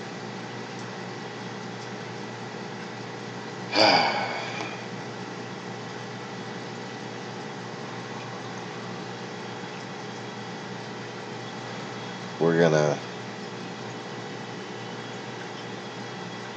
talk about whatever it is Mr. Conway sent me on Twitter on tomorrow's broadcast, and maybe even go into the Shangri-La legend as well, if that's not specifically what he's talking about.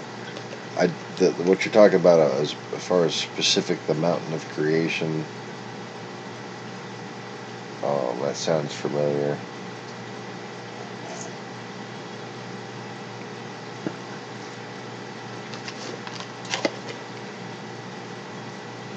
And then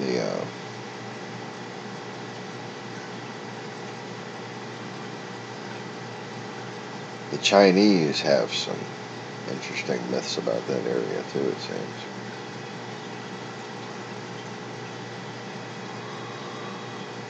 Anyways, so I guess I'm gonna go ahead and call it a broadcast, folks.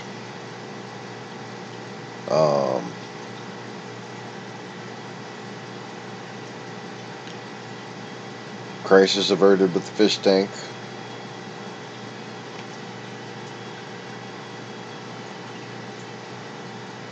Kittens are fucking sleeping.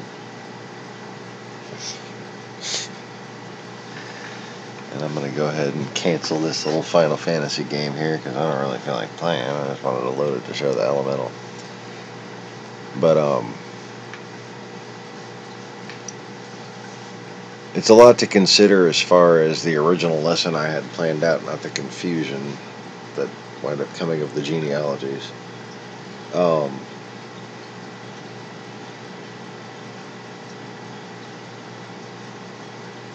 An idea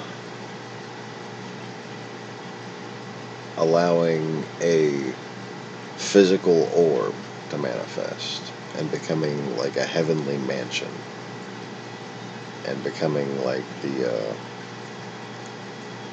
radiant source of that programming, as well as the ability to basically establish an entire species and bear children to further that causality, not really cause.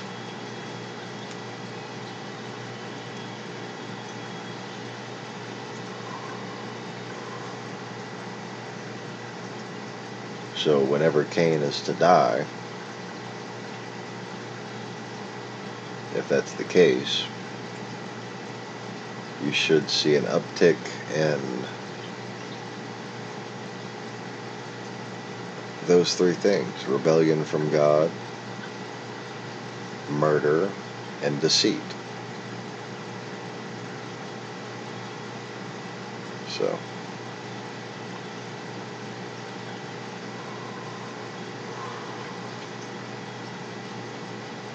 we'll look and see if we can find any other evidence of that as we continue into the time that leads to the flooding of the world. And then we should start to be on maps that make sense. So, hope y'all look forward to that. I know I do. I keep learning as much as y'all are as we do this. Because, you know, I'm not used to being ancient. It's like the old me knows this shit, but the Sean's just learning.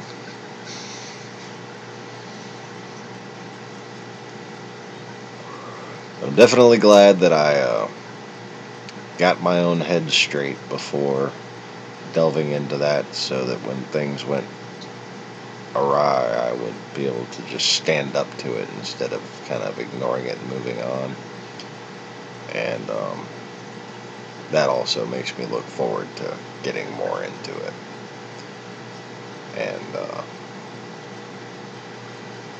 I hope y'all are looking forward to that for the same reason. Because that's the whole point of this Bible study. To bring a new level of understanding. And if I thought anybody else could do it, I wouldn't bother. So anyways. That's going to be all for tonight, folks. If you don't mind, click the like button. Make sure you're subscribed and make sure the little bell thingy's dingy-fied or Twitter-fied or Tweety-birded. I don't know. So you can get notified of future broadcasts and uploads, because apparently that works. Yeah. Good night, everybody.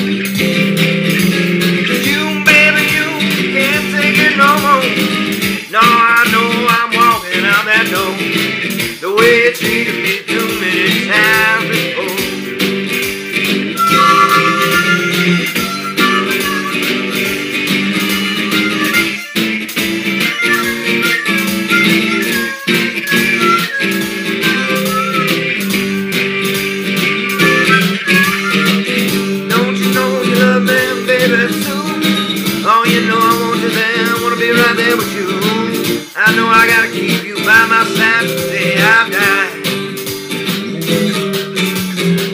'Cause baby, ecstasy is in my hand. Oh, when I'm holding yours in mine and walking in the sand. Oh, baby, you know it's fine.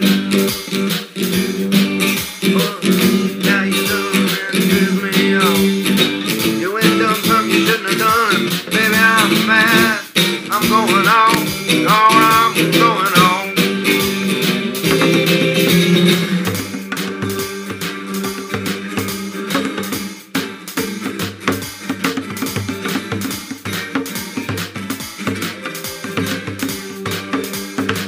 Thank you.